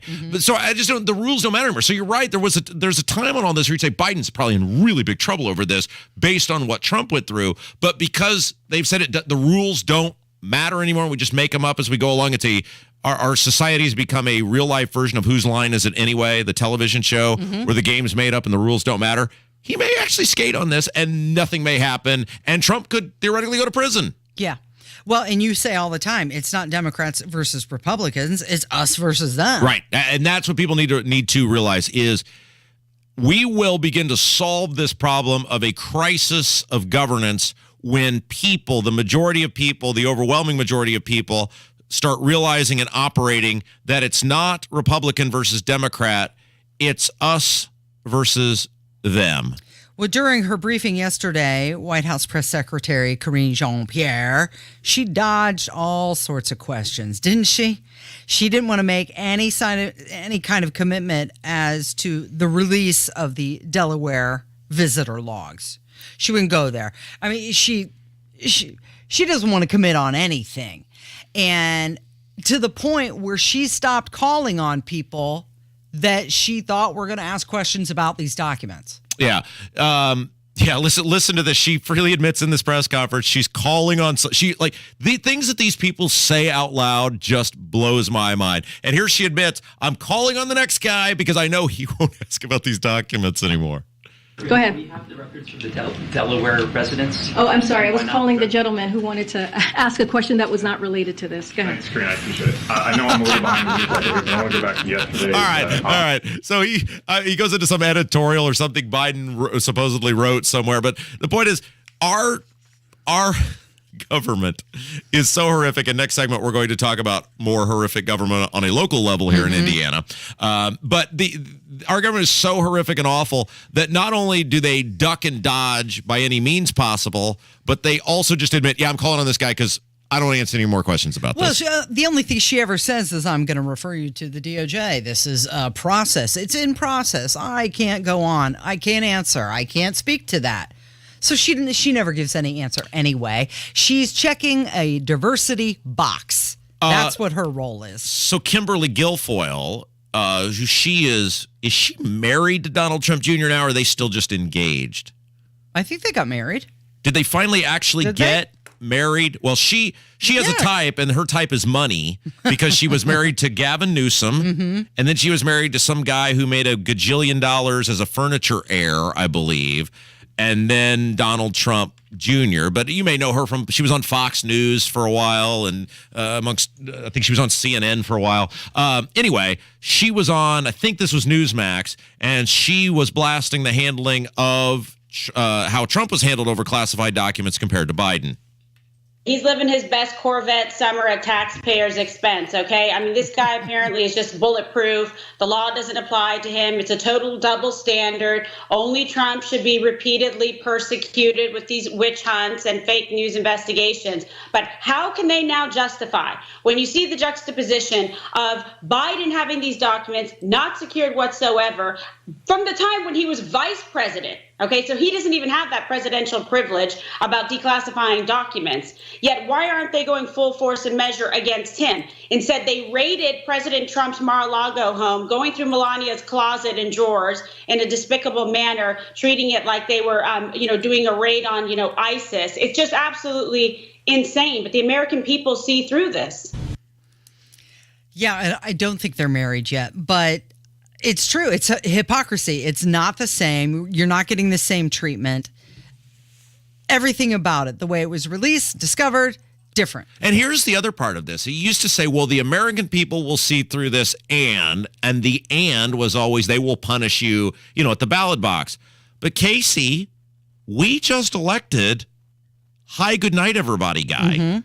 So I don't think that plays anymore either. I think it's the only way Biden's going to get in trouble for this is if the Democrats actually want to get rid of Biden and get him in trouble for this. I think other than that, nothing will happen. And I also see a world in which Biden totally skates free and Trump has some serious thing thrown against him. If people are thinking now, well, Trump will be in the clear because since it's Biden too, they don't care anymore. These people do not care, and the American people keep reaffirming to them, you don't have to care. You don't think this is going to muddy the waters for anything happening with Trump? No, I think if they want to do something to Trump, it's not you got to do both. I think there's a way that they'll say, well, Biden was this exception for blah, blah, blah. Rule 39.8J exempted these files from criminal prosecution. And Trump, well, he's Trump, so off to jail. Yeah, I don't think there's any rules for anything anymore. I don't think there's any fairness on most things anymore. I think they just make it up as they go along, and anything and everything is on the table. So James Comer, who is on the House Oversight Committee, he's the chair, he said it's very concerning. He wants to know, what is the vice president doing with classified documents? But here's my question, and this may be completely irrelevant, but the thought did cross my mind. Where is Barack Obama on this? Because Biden, while this happened, while these classified documents were being taken, Biden was his second in command. It happened during Barack Obama's presidency. Does he have an obligation to address this at all? No. This happened under my watch? He doesn't have an obligation to address anything because nobody makes him do anything.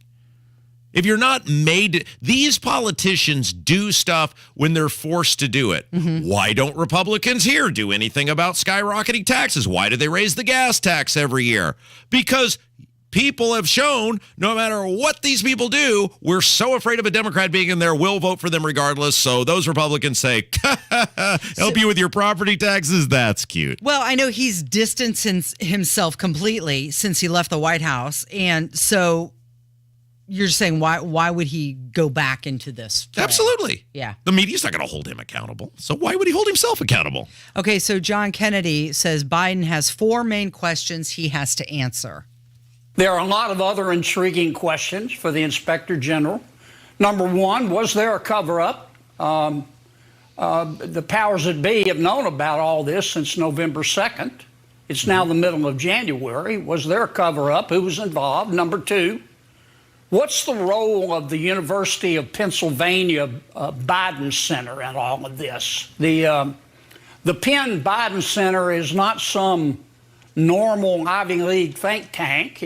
We now know that it's in Washington, D.C. It was a hangout, a clubhouse for President Biden and his people before they were inaugurated. And allegedly, it is funded with tens of millions of dollars from China. What's up with that? Number 3, what's the role of the National Archives in all of this? The National Archives was scathingly critical of President Trump and his documents. They've known about all this since November 2nd or 3rd. They've been missing in action with respect to President Biden and his documents. You couldn't have found them with a search party. We still haven't heard from them. What's up with that?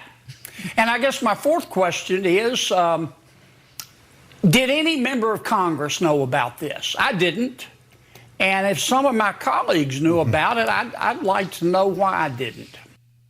What's up with that? Yeah? Yeah. He's a great talker. His voting record don't always match his talking, but he's fun to listen to. 17 minutes after 11, it's Kendall and Casey on 93 WIBC. Happening right now. Things are happening. A rail strike in the middle of the holidays. Supply chain bottlenecks. And make inflation worse. And they're happening here. Embarrassing, bad, downright ugly. Washington now has a check and balance. At the top and bottom of the hour. More expensive airfare. The Chinese government. Pressure on Iran. Hate has no place in this country. Check in often. Understand what's happening. Always check for the latest local news. On 93 WIBC and WIBC.com. When you hear Diamonds Direct, it's not just a catchy name designed to give the illusion of value. Our name is who we really are. Diamonds Direct was started by diamond cutters a quarter of a century ago. At our very core is a commitment to cut out the middleman and deliver extreme value in exquisite diamonds. Today, that's more true than ever with our direct access to diamonds straight from the mines. Diamonds that we then cut and polish. Exquisite diamonds up to 15 and 20 carats in all shapes and sizes. It's an advantage other jewelers only dream of. By overseeing the entire process, we know for a fact Diamonds Direct is truly direct. So this year, as value becomes more important than ever, rest assured that Diamonds Direct's unique status in the world diamond market guarantees you the best no middleman direct importer price, period. And even with this extreme value promise, at Diamonds Direct you still get an unbeatable selection, transparent education, a luxurious shopping experience, superior customer service, no compromises. It's not having a cool name or clever advertising, it's the truth. Diamonds Direct, your love, our passion.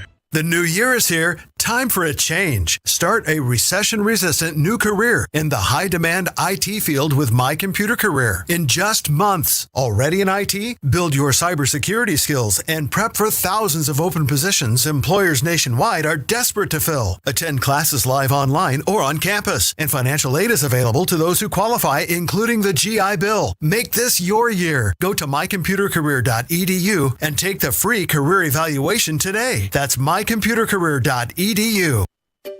Finding great candidates to hire can be like, well, trying to find a needle in a haystack. Sure, you can post your job to some job board, but then all you can do is hope the right person comes along, which is why you should try ZipRecruiter for free at ZipRecruiter.com/free. ZipRecruiter doesn't depend on candidates finding you. Its powerful technology identifies people with the right experience and actively invites them to apply to your job. You get qualified candidates fast. So while other companies might deliver a lot of hay, ZipRecruiter finds you what you're looking for. The needle in the haystack. 4 out of 5 employers who post a job on ZipRecruiter get a quality candidate through the site within the first day. ZipRecruiter, the smartest way to hire. And right now, you can try ZipRecruiter for free. That's right, free. Just go to this exclusive web address, ZipRecruiter.com/free. That's ZipRecruiter.com/free. ZipRecruiter.com/free. You're listening to Rob Kendall. He's just a little crazy. He's a little crazy. And Casey Daniels. Oh, man, she's fascinating.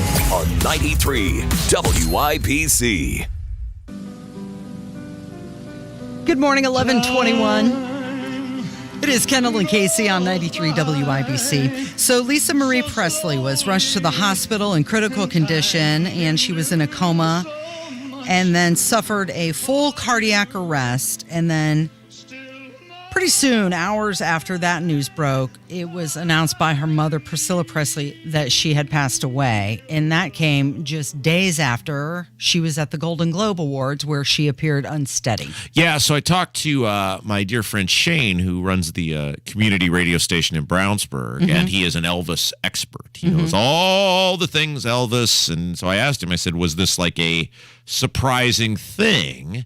And he said that she looked so bad at the Golden Globes recently that I guess in the, Elvis Facebook groups or chatter boards that many people had been deeply concerned for her given her appearance at the Golden Globes. Yeah. So Austin Butler, who is the guy who played Elvis in the movie Elvis, he won an award. And of course, he was thanking Priscilla and Lisa Marie. And she was teary-eyed in that. And famous for being someone's daughter and marrying famous people. Well, Shane and I were having this conversation last night that for famous people, and then especially for the children of famous people, while you picture that and go, wow, what an incredible existence she might have had when you think of financially being born not on third base, but rather born with an inside the park home run, the actual existence itself is probably, unless you have a very firm grasp on who you are as a human being, that's probably a pretty lonely existence, and in many ways a horrific existence, because you are forever linked to the person that helped give life to you. And people always see you in the light and the eyes of that person. and it is probably very hard to be your own human being. Yeah. Well, especially because she looks so much like Well, him. you're right. And she was the only child. Mm-hmm. And I've always thought, whether you're Michael Jordan's son or Joe DiMaggio's son or, Mickey Mantle had several. I mean, it's why they're so rare that, especially in sports, that one great athlete has children who are also great athletes. Because it's an insurmountable amount of pressure to live up to. Because whatever you do as Elvis Presley's child, you'll never be Elvis Presley. Right. He's the greatest at that ever lived. Elvis Presley is arguably the greatest showman that ever lived, the most beloved entertainer that ever lived. Even if you were phenomenal, you're never going to live up to those standards. You're never going to live up to those standards. And so it comes back to, like, when I talk about having a real firm grasp of who you are as a human being and what life is really all about and what is reasonable to accomplish, you can probably get swallowed up in that. And it sounds like with various substance abuses over the years, she really did get swallowed up in that. And what a tortured life. Married 4 times, very open about addiction problems. Her father died young. Her parents divorced when she was young. Her son committed suicide. She looked so much like her dad. And I've lost my father, but when I go to an antique store, there's not pictures of him everywhere. Right. When I, am out and about, I don't see his face. He's not been Andy, had the Andy Warhol effect everywhere. That has got to be torturous. Someone you love, but they're gone, but they're still everywhere. And it's interesting too, and obviously you can't ask her now about this, but that movie, and we talked about that movie as a colossal pile of crap because it's things that didn't happen, things are out of order, things are exaggerated. It's a very entertaining movie. It's entertaining, but if somebody went thinking they're going to learn about Elvis, straight up the main part of the movie did not happen. Elvis did not go out on stage and start cursing people and just quit and walk off. It's based loosely on one minor thing that happened, but the whole movie is centered around that, and that didn't. It's like, and I think the guy who did the movie said, I wanted to make Elvis a superhero, and this is what Elvis would have been like as a superhero. But seeing that movie, you are reinforced the tortured life that Elvis did live, and the general premise of that, while the exact events are not true, the premise of that is true, and to be reminded of that, and then to be reminded that your father was taken at a young age because he was not loved, while people loved him, the people around him used him and did not care for him and drove him to an early grave. That, for someone with substance abuse problems and who is prone to addiction, I'm not saying this happened, but that could easily set you over the top to be subjected to that once again. Yeah. And how interesting. She was at the crossroads, daughter of King of Rock, and at one point married to the King of Pop. Which is also very weird. That whole Michael Jackson marriage thing was very weird. It was only 2 years, but 2 days with Michael Jackson could probably thoroughly mess you up. Yeah. Hey. Yeah. When we come back. Yeah. We have something very special for our audience. It was a collaborative project. You and me and Kev, we all went in together for a very special treat for the audience. I can't wait to hear it. We will reveal it coming up from 93 WIBC.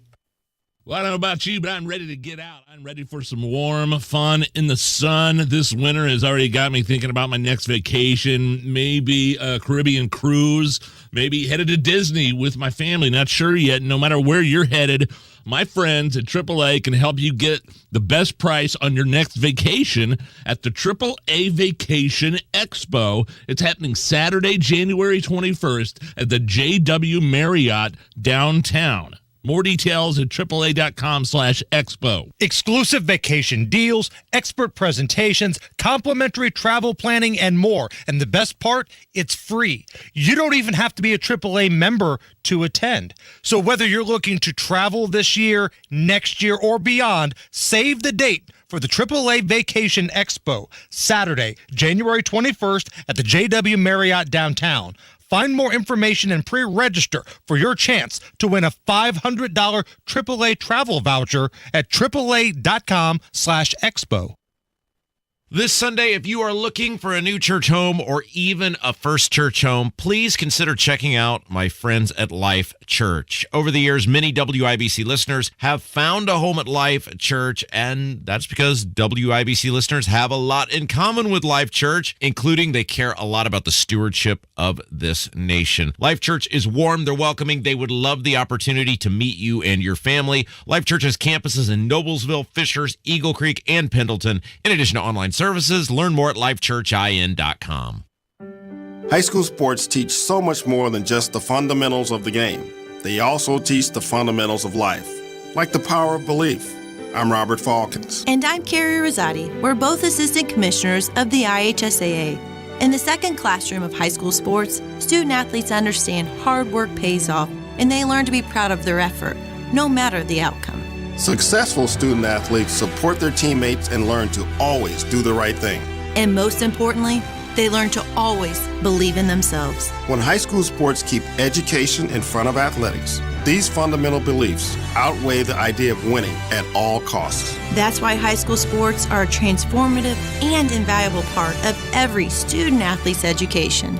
Buy a ticket to your high school's athletic events and show student athletes that you'll always believe in them too. This is the power of belief. This is the power of high school sports. This is your IHSAA. When the weather turns severe, turn to the WIBC Storm Desk, presented by Technology Recyclers. Securely destroy electronic data. Visit tech-recyclers.com. 93 WIBC Mobile News. On the level, on the go. Planning his first rally, I'm Kurt Darling. Here's what's trending at 11:30. The campaign will begin soon for a former president, Fox's Eben Brown. Former President Donald Trump is hoping to win the White House back in 2024, and a campaign spokesman now says the first of his rallies will take place later this month in South Carolina. South Carolina is an early primary state, and its governor, Henry McMaster, says he plans to support the former president's candidacy. Eben Brown, Fox News. The U.S. deficit is nearly half of what it was a year ago. The federal budget deficit in 2022 sat at $1.4 trillion compared to $2.6 trillion the year before. The Treasury Department attributes that to the economy reopening after the COVID-19 lockdowns. I'm Kurt Darling, on the level, on the go, and on WIBC.com. You're listening to the Kendall and Casey Show on 93 WIBC. It takes everyone in the community working together to create a brighter future. Give, advocate, volunteer, live united. Visit liveunited.org to learn how you can help. Well, they blew up the chicken man in Philly last night. Now they blew up his house too. Good morning. It is 11:31. You're listening to Kendall and Casey on 93 WIBC. You know, we take your voicemails at 317-684-8444. We like to play them back every morning around 10:30, and it's one of my favorite parts of the show because I think hearing from you is more important than hearing from our politicians. But occasionally we get on a topic like we did earlier in the week where we were talking about the greatest guitarists of all time, the Mount Rushmore of guitarists. Yes. And we got a lot of phone calls about that. Yes. And then I recall one time we were talking about how the Mexican pizza from Taco Bell was coming back, and we got a lot of phone calls about that. Yes. But then when we were talking about property taxes, which affects a whole bunch of people, the phone just didn't ring as much. And you were really discouraged by that, Rob. Well, this happens on all sorts of things. We talk about this all the time where there are these very important news events, like things that are related directly to you and a bevy of topics. And we just, like, you get no response. And then it's something, no offense, silly, like who's the fourth guitar player on a made up Mount Rushmore of guitar players, and you get like a flood. I mean, shut the voicemails down. Yeah. And this is frustrating. While we love everyone who listens and we love regardless of why you listen, this is frustrating because this is why the politicians get away with it. If you put as much effort into making sure they know that you know that they're full of crap about how they're stealing money from you through this property tax scam, as you did calling about the guitar player, we might be able to get something done about this. And it happens on topic after topic after topic after topic. Pizzas or guitar players, you'll fill the voicemail box up.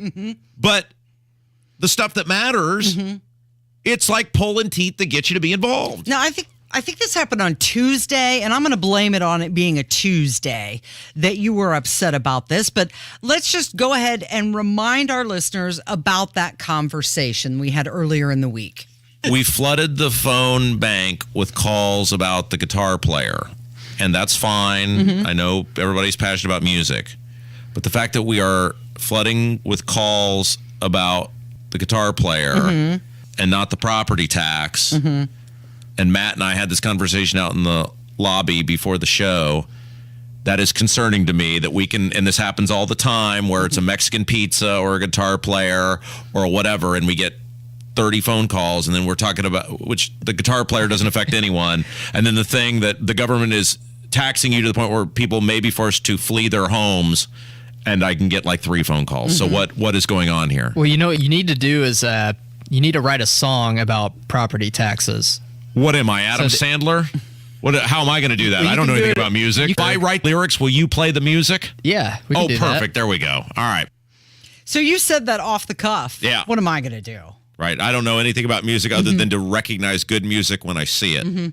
So we decided to have a little collaborative effort here. Yes. And Kevin suggested you write this song. Yeah. He said, "You're going to write the song?" Okay. Well, he did, because he's a musician. Yes. So we've got Kevin on music. Kevin played the guitar on this. Casey on lyrics. Yes.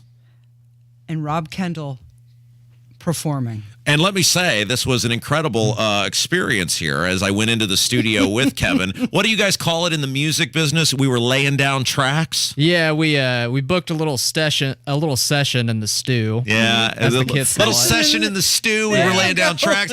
Kevin was like Quincy Jones and We Are the World, and I was like Huey Lewis there with my big can headphones on. Yeah, I was cueing you in, and I was giving you advice, and it got philosophical at one point. Yeah, and then we went and pounded some brews at a local brewery, and Yeah. we did some more philosophicking, and I haven't heard the finished product, and I'm so excited yeah, I to hear haven't it. either. I have no idea what Kevin ultimately came up with. I want to say Kevin this, had to mix it down. this is what, yeah, he was mixing, he was power jamming, mega mixing, and so what we did, because we had to have a song to take from, so we used Atlantic City by Bruce Springsteen, which is also the band did a famous cover of, and we used that as our intro music for this segment, so you heard a little bit of it, as our bass, as our cover of a cover / parody of property tax protest song. The property tax protest song. So we hope maybe people will start flooding the voicemail on this one, or maybe this will inspire you to write your state house member, your state senate member, High Tax Holcomb, and say, please,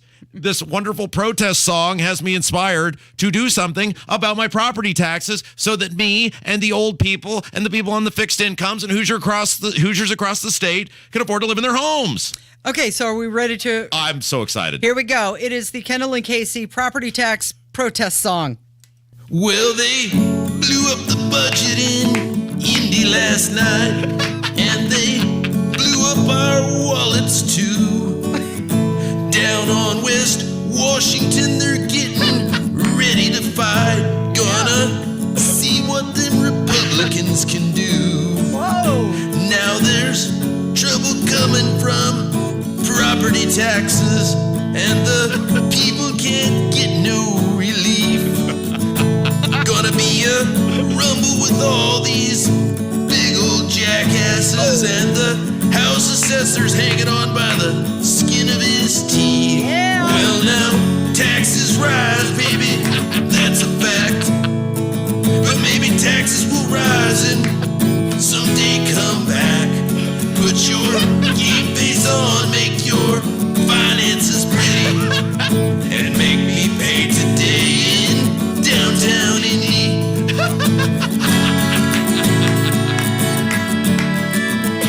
Oh, it's so good! You actually hit the notes. That's pretty good, isn't it? I'm so proud of you. The crazy thing is my singing as Bruce Springsteen was markedly better than my actual singing. Yeah. Because I told Kev, we did a couple takes, just ripping off the boss, and I said, let me do one on my own. And it was like horrific. As bad as that was, the other one was even more horrific. I'm pretty impressed. Well, and as you know, you're the Bernie Taupin of this little thing here because you wrote the lyrics to that. So and Kev there getting some sort of producer credit, and I did the guitar as well. And the end there, the mixing. I mean, that is some A+ work there, Kevin McNamara. Thank you. Yeah, I don't like to throw around the term genius a lot. I think that's something that should be earned, but I think it's safe to say we earned it. Well, I think so, and our hope is, and we'll maybe play this again from time to time throughout the legislative session, because no doubt these people at the State House will do nothing to help you for as long as possible, that maybe that will inspire people to look up who your state house member or state rep is and say, please help me with the property taxes. And now we know what Hammer and Nigel records go through. Yeah. And here's the thing, and not to in any way underscore what they do, I think we put a little more into the mixing and production. And again, they're phenomenal. Hammer and Nigel records are great. I think Hammer just finds some music without the words and then puts a couple vocals on top of it. Karaoke Kevin style. was mixing. He was actually strumming that guitar. Because I told Kevin, I said, why don't we just find an audio version of Atlantic City to save you time? He's like, No, I am playing this, and even though Kevin is a drummer by trade, he just ripped it. It was awesome. That was legit. We were looking up the guitar tablature on that. That song has 4 notes in it. Doesn't it, Kevin? It's like E minor, G, C, and D, maybe? E minor, G, C, G, and then there's a D right before the chorus. Yeah, that's it's very intricate stuff. That's really amazing. I'm so proud of that, Kevin. You did so great. Casey, the lyrics were phenomenal. Hey, I mean, think about, because I can't tell you how awful I sounded on that, and that actually kind of sounded okay. It's kind of okay. So think about when you listen to your favorite auto-tuned artist, whether it's Britney Spears or Christina Aguilera or whoever, they probably sound like total garbage. Like I did. I think that may be the first song in history about property taxes. Yeah, it's great. So hopefully it does us some good. Here's the thing, too. I want to add this. There was no auto-tune. I did not use any auto-tune on that, so that was all you. That was all me? Yeah. Wow. You are a talented human being. Authentic. Man. And Casey wrote excellent poetry, so got to give credit where credit's due. We have a special guest coming up next, but we got about 2 minutes here before we got to go to a break. I did want to point out I went to the Brownsburg Town Council meeting last night. Yes, and I saw the pathetic picture. Yes. You went there, and I asked you, did you get to do your comments? Yes. And you said you delivered them to an empty chair. Yes, so we're going to be talking a lot about our old friend Lion Ben Lacey. He's one of those greedy piggies on the town council who took that massive raise while they continue to raise our water and sewer rates every year. No money for that, but the council found basically $5,000 a piece to give themselves big raises. So I said, well, I'm going to come to the council meeting. We had some other topics about various properties in Brownsburg that I discussed with them, and we'll talk a lot more about that later because I think that might be a big old story coming up. Maybe not. But I did go up there and say I'm going to tell them once again about their massive raises and how sad I was, and he wasn't there. Yeah. So did you say what you went to say? Oh, yeah, I said the things I went to say, but I don't want to talk about those yet because that's going to be, I think I'm getting some more information on that. May be a much bigger story than we know. But here's the point. These guys on this council gave themselves $5,000 raises, and the very first regular meeting after giving themselves the raises, he doesn't even show up. He wasn't sick. You know what he was doing, Casey? What? And this guy makes $818 a meeting, roughly. That's what it comes out to. He only has to go to 22 meetings a year. $818 a meeting. You did the math. Oh, I did the math on it. Of course you did the math. He was coaching a basketball game. Oh. Basketball game. This is government. Yeah. This is why people hate government. They get to choose which meetings they come to. They take and they take and they take and they don't even show up. All right. Don't move to Brownsburg. We're going to talk with Lindsay Marie coming up with Kendall and Casey on 93 WIBC.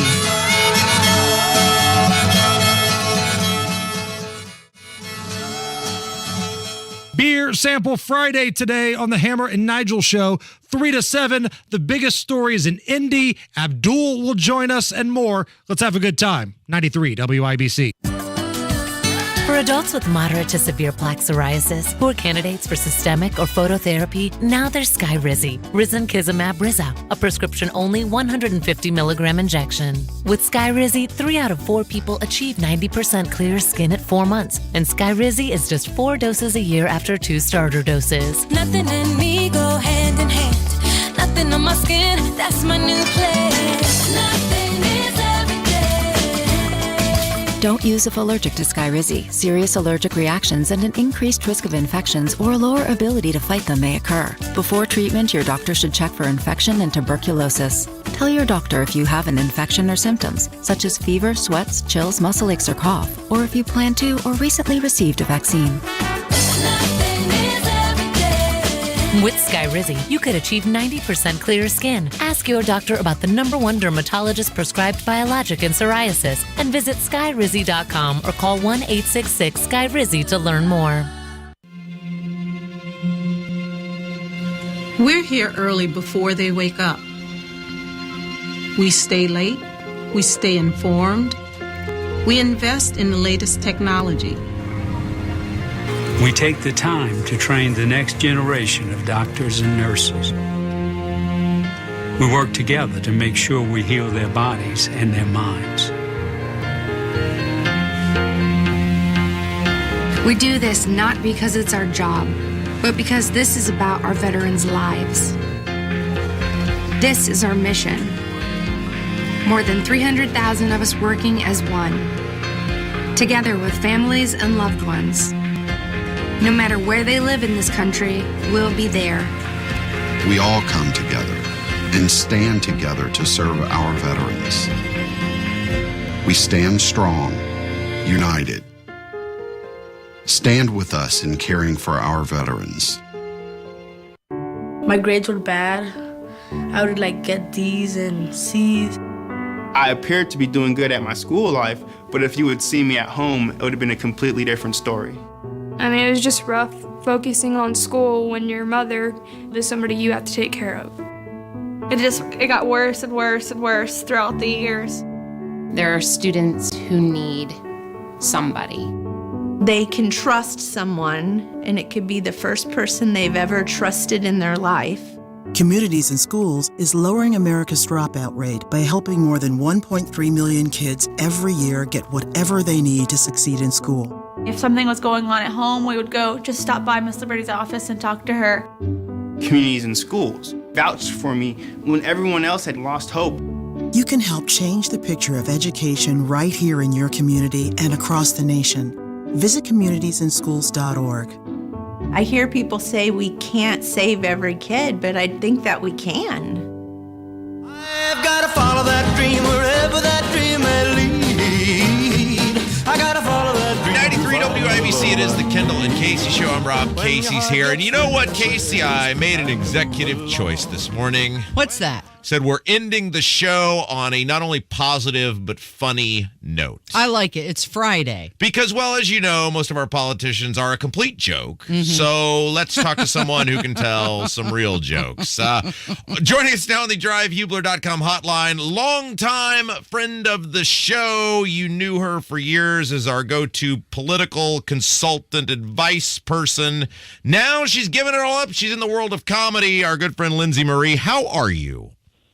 I'm fantastic. How are you guys doing this morning? I'm great. So what are you doing? You're doing something here in Indianapolis in the comedy world Saturday night. Tell us about it. I am. So I'm super excited to come back up to Indy for comedy. Red Flag Comedy, it's an independent organization that puts on shows throughout the city. They're doing their first big show of the year at Rooster's Kitchen. It is going to be a really good lineup. Tickets are $10 at Eventbrite. Doors open at 7, shows at 8, and we have the very funny Deion Curry headlining. So it's going to be a fun night. Okay, so there's this slew of very funny people. You're included. I want to ask you about that in just a second. But Roosters, that's downtown, right? In the greater downtown area? Yep, Rooster's Kitchen. I think it's at 8 Mass Ave. Yep. Yeah, on Mass Ave, next to Bottle Works District. Great, Casey. We can get some high profile drinks. We can roll around Mass Ave. We can see if anybody recognizes us, and then go see Lindsay Marie at the Roosters comedy show. How about that? Sounds like a plan to me. All right, Lindsay Marie. So I have to ask you this because we used to have you on this show. Hey, you're on Hammer and Nigel all the time. You were a very high profile political person. People gave you gobs and gobs of money for their causes or their candidates. You woke up one day and said, "I'm done with all this. I'm going to comedy." Why did you do that? Oh, I think the people in politics broke me. You know, I mean, really, I think the way to get into comedy is to get a political science degree, because, like, what the hell, like, what else are you going to do with it these days, right? Like, I'm still getting yelled at. I'm still getting angry people, so I'm used to it. I can take it. It makes me a good punching bag, so I think I'm actually made for it. Is it hard to get into comedy? Like, take us through the process, because you started basically from scratch. You had this other career, and you said, I'm going to do something different. How hard has this been for you to do? I would say stand-up specifically is probably the hardest thing I've ever done comedically. It's a very finicky mistress. The highs are high and the lows are very low. But I had been at Second City for 3 years doing improv and sketch comedy, and I learned a lot of different comedic stuff, acting. But stand-up is the one that, you know, every day is going to be different. Every audience is different. You never know what's going to get thrown at you, literally, nowadays. So you just got to be quick on your feet. And I kind of had some things, I think, in my past life that made me a little bit better at handling a few of the situations. So, Lindsay Marie, you said your past life. Was there one pivotal moment that you thought, this is it, I'm walking away from politics? I think over the course of all the years I've been in it, just became very angry and very violent. People towards the end of it were, you know, threatening others with violence and doxing. And it was all, you know, if you're not with us, you're against us. We hate you. If you're not red, you're blue, and we hate you for that, or vice versa. Like, it just became this whole culture that I didn't want to be a part of anymore. And, you know, I could either make someone really, really angry, or I could make them laugh. And I'd much rather make them laugh, and that's a lot more fun on my end. Lindsay Marie is our guest. She is performing at Roosters downtown tomorrow night. All right, so tell us, what's the worst thing that's happened to you on stage so far? What is the absolute thing where you said, I'm considering getting out of this industry? I mean, knock wood, nothing that extreme has happened to me specifically. I think it's more just watching a lot of other people go up and just bomb over and over makes me want to quit. Do you get nervous? Are you nervous up in front of people? Because we don't have to see anyone. Casey and I just, you know this, we just look at each other, and yeah, there's tens of thousands of people listening, but we just look at each other. We forget the people are there. You have to see them, and I think that would mortify me. I love seeing the people. The worst thing is when you go on a stage and the lights are at a certain height where you actually can't see anyone. Yeah. To me, that's worse. But during the pandemic, so I was at Second City. They would send us home every once in a while whenever the pandemic would get worse. We would actually have to do Zoom shows. And doing stand-up or sketch or anything comedic over Zoom where you can't see people's reactions and you can't hear them, like you're performing into total silence in your own bedroom, is like probably the best tester, right, to see if you can handle it. Because now I can go up in a room, and if there's two audience members, it's not going to faze me. Because that's two more than I had before. Do you know instinctively when you start doing your material, oh, this is a good crowd, oh, this is a bad crowd? And do you change what you do based on the reaction? Yeah, definitely when you walk in, you can start to tell. I don't normally go up first. I'm a little bit normally middle or later, so I can gauge what's going on. You can feel if it's a tight audience, and it's like a visceral feeling. You know that they don't want to laugh. So you're hoping that the show's going to have like a good MC who's going to warm them up and get them ready to laugh. Otherwise, there are tactics you kind of learn, like crowd work, to start to loosen them up a little bit to get them ready for your actual material. I don't typically change my stuff up too much. Different areas of the country, I'm more aware of boundaries and lines and what's going to get me probably heckled. I never thought about that. Lindsay, I never thought about that. Casey made a great point. Do you guys do rock, paper, scissors to see who has to go out there first? Because that's probably a sizable competitive disadvantage. Well, it depends on what kind of show it is. If you're doing a showcase or a real show, you don't have an MC who's going to go up and they have a lot of energy. They should be in tune to how to get an audience ready and looped up for laughter. But I've seen some really bad MCs that will go up and literally ask the census question. And then you're just like, oh my God, you were literally just killing it. And not in the good way. I want to go hang myself because you've just ruined my entire set and everyone else is here. Well, Ron DeSantis says that woke goes to die in Florida. Do you find that your material, you mentioned, you can push it a little farther in different parts of the country. How does that affect you getting over the wokeness? I mean, for me, it's interesting. I don't get into politics much, but I do get blue. I do go pretty dark with humor. And so I know certain areas and how they're going to react to me. I also know in certain areas, I'll watch, male comedians go up and make dirty jokes. But the minute a female does, the reaction is completely different. And so you start to learn what that sort of feels like, looks like. And most of the time, I do stand up for myself. I'm not doing it for anyone else. Yeah. So I'm going to go up and do what I want to do, and you can like it or you can leave it. And I don't really care either way most of the time. That's exactly how I am with this radio show. You guys know that. Yeah, you people are lucky to hear me each day. That must be a very freeing, liberating feeling. I'm here for me. If you like it, great. If not, there's the door. I mean, it is the thing. You don't have to listen to it. You can get out on your phone if you want to. I'm not going to be offended. I've done that to other comedians, I'm sure, myself at times. But, you're not listening to it for that long. I'm not doing things on purpose for shock value. I'm not trying to antagonize the audience. But if you've grown at material that I know is good, I am going to push back on the audience. Mm-hmm. And normally that will shut them down, and then I can keep going. But all right, Lindsay Marie, it is tomorrow night. You will be doing stand-up. What time? What time can people see you again at Roosters?